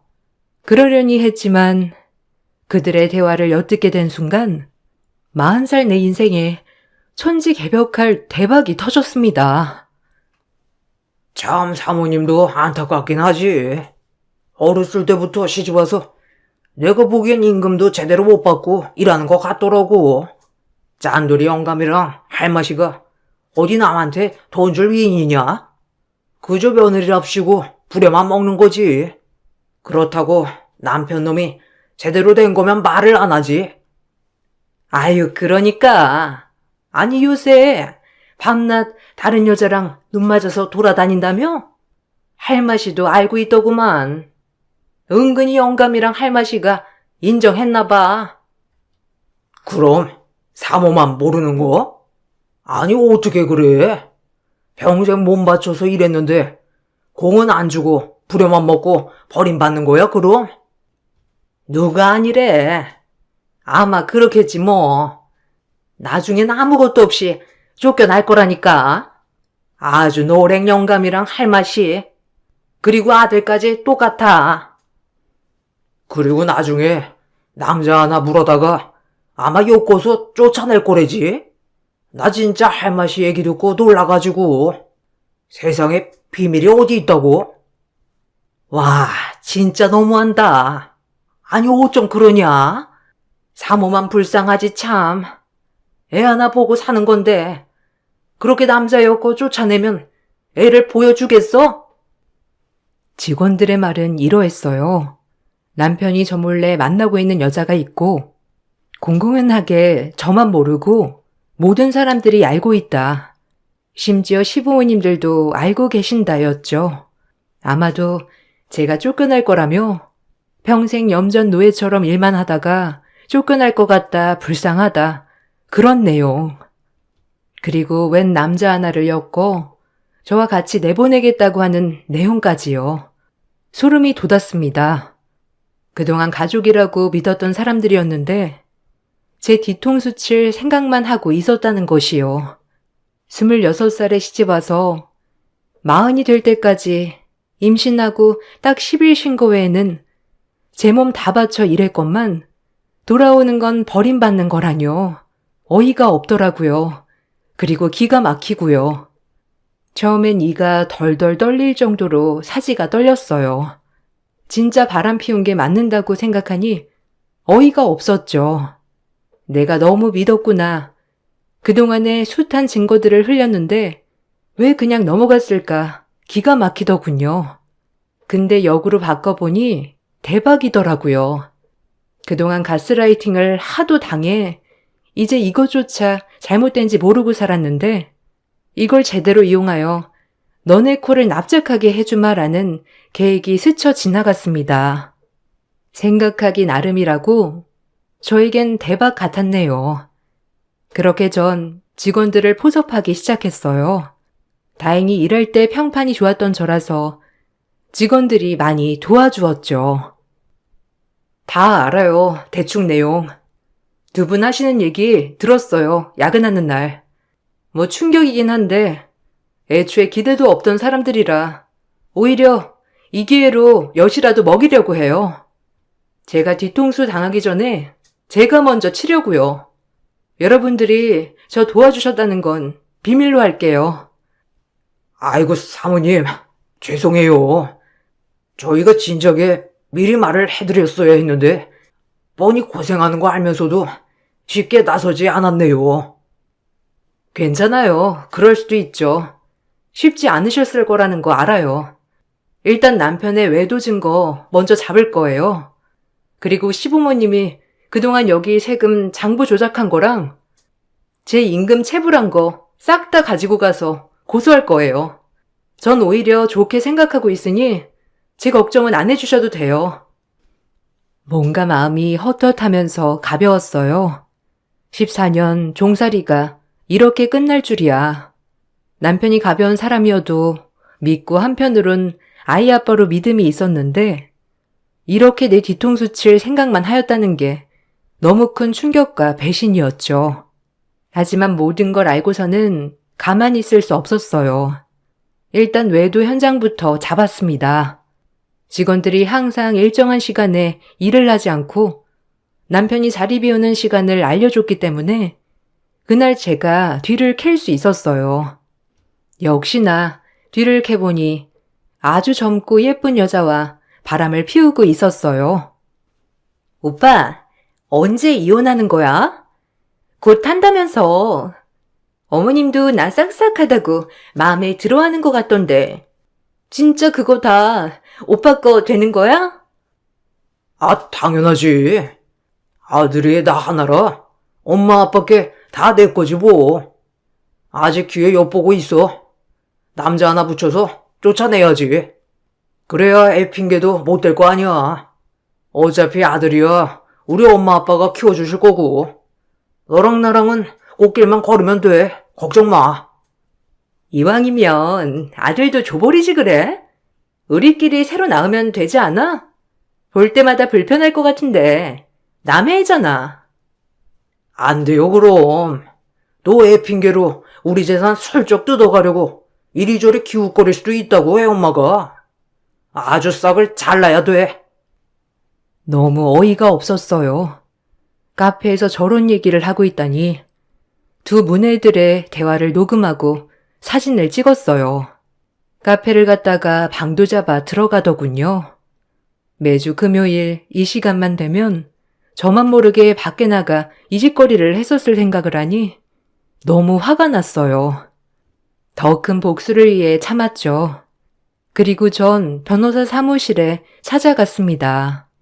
그동안 임금체불 내역들, 시부모님의 가계장부, 그리고 남편의 외도, 제 말을 들은 변호사님은 한참을 아무 말씀이 없으셨어요.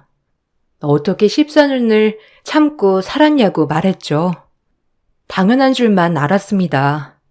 처음엔 잘못된 건 알았지만 시간이 지날수록 저도 그 집에 스며들었기 때문이죠. 14년 중 딱 10일을 쉬고 일했는데 제 손에 주어진 돈은 단 한 푼도 없었어요. 모든 돈 관리를 시부모님이 하셨기 때문이죠. 변호사님은 이혼 소송 및 재산 분할, 그리고 그동안의 임금 체불에 대해서도 모두 다 보상받을 수 있다고 저에게 용기를 주셨어요. 그리고 이혼을 한다면 친권, 양육권 또한 저에게 넘어올 확률도 높다고 말했죠. 전 변호사님의 말에 삶의 희망을 얻었어요. 그리고 이제 본격적으로 시댁과 싸울 준비를 했죠. 아니, 너 뭐 하는 거냐? 오늘 하루 종일 어디 돌아다니길래 일도 내팽개치고 집에 밥도 안 해놓고 지금 정신이 있는 거야? 뭐라고요? 지금 저보고 정신이 있냐고 했어요? 그럼 어머니는 정신이 어디 가셨길래 애 아빠 바람 피우는 꼴을 눈 감아 주셨는데요? 어머머머, 얘 뭐라니?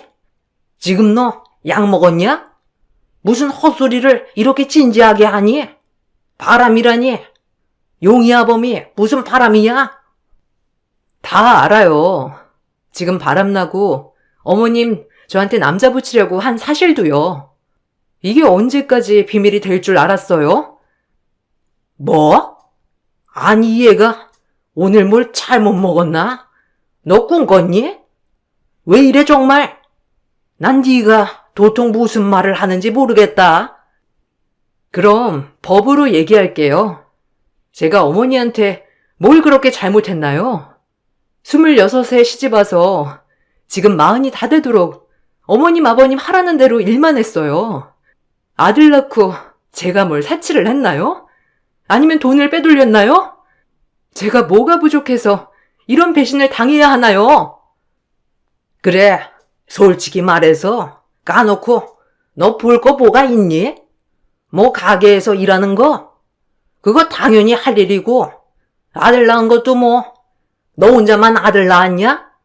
재민이가 만나고 있는 애는 누구네 집 딸인 줄 알아? 우리 재민이 그 집에 장가 가면 이 점포들이 뭐야? 더 큰 걸 손에 넣을 수 있는데 안 그래? 너 이 집에서 고생한 거 다 알지만 그냥 물러나 죽어라. 이왕 알게 된 거 그냥 조용히 나가. 미쳤어요? 몸만 나가게? 내가 이 집에서 개고생한 게 14년이야. 바람도 모자라서 날 매도하려고 했는데 이걸 내가 가만히 넘어갈 것 같아? 용의는 당연하고 내가 개고생한 거 다 챙길 거니까 두고 봐. 이대로 절대 못 넘어가니까 두고 보라고. 전 시어머니에게 선전포고를 하고 집에 있는 모든 짐을 바리바리 쌌습니다. 그리고 아들만 챙겨 집을 나왔죠.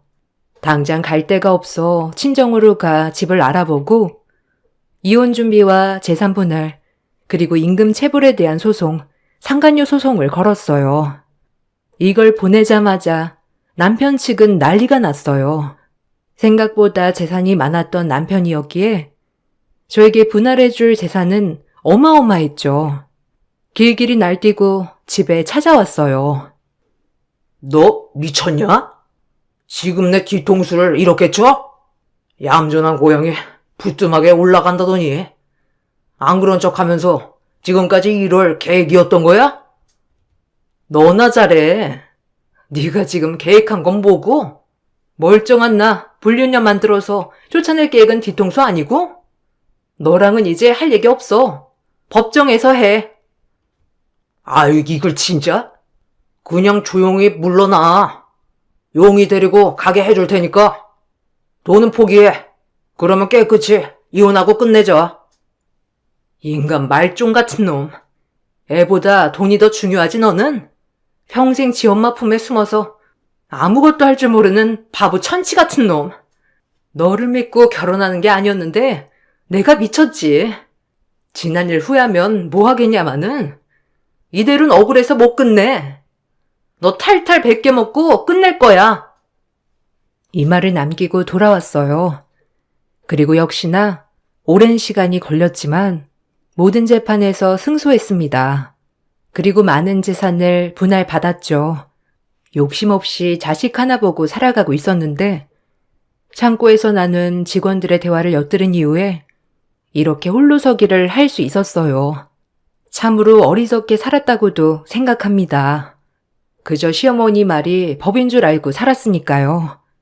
아마 남편의 외도가 아니었다면 전 아직도 그 고생하며 살았을 것 같은데 오히려 고마워해야 하나 합니다. 지금은 아들을 데려와 살고 있어요. 재산 분할이 꽤 많이 되었기 때문에 아쉽지 않게 살아가고 있어요. 이것이야말로 대박이 아닐까 해요. 그때는 몸도 고단하고 마음도 참 고단했거든요. 아들만 잘 클 수 있다면 미덕으로 여기고 살려고 했으나 얼마나 어리석었던 일이었는지 새삼 깨달아요.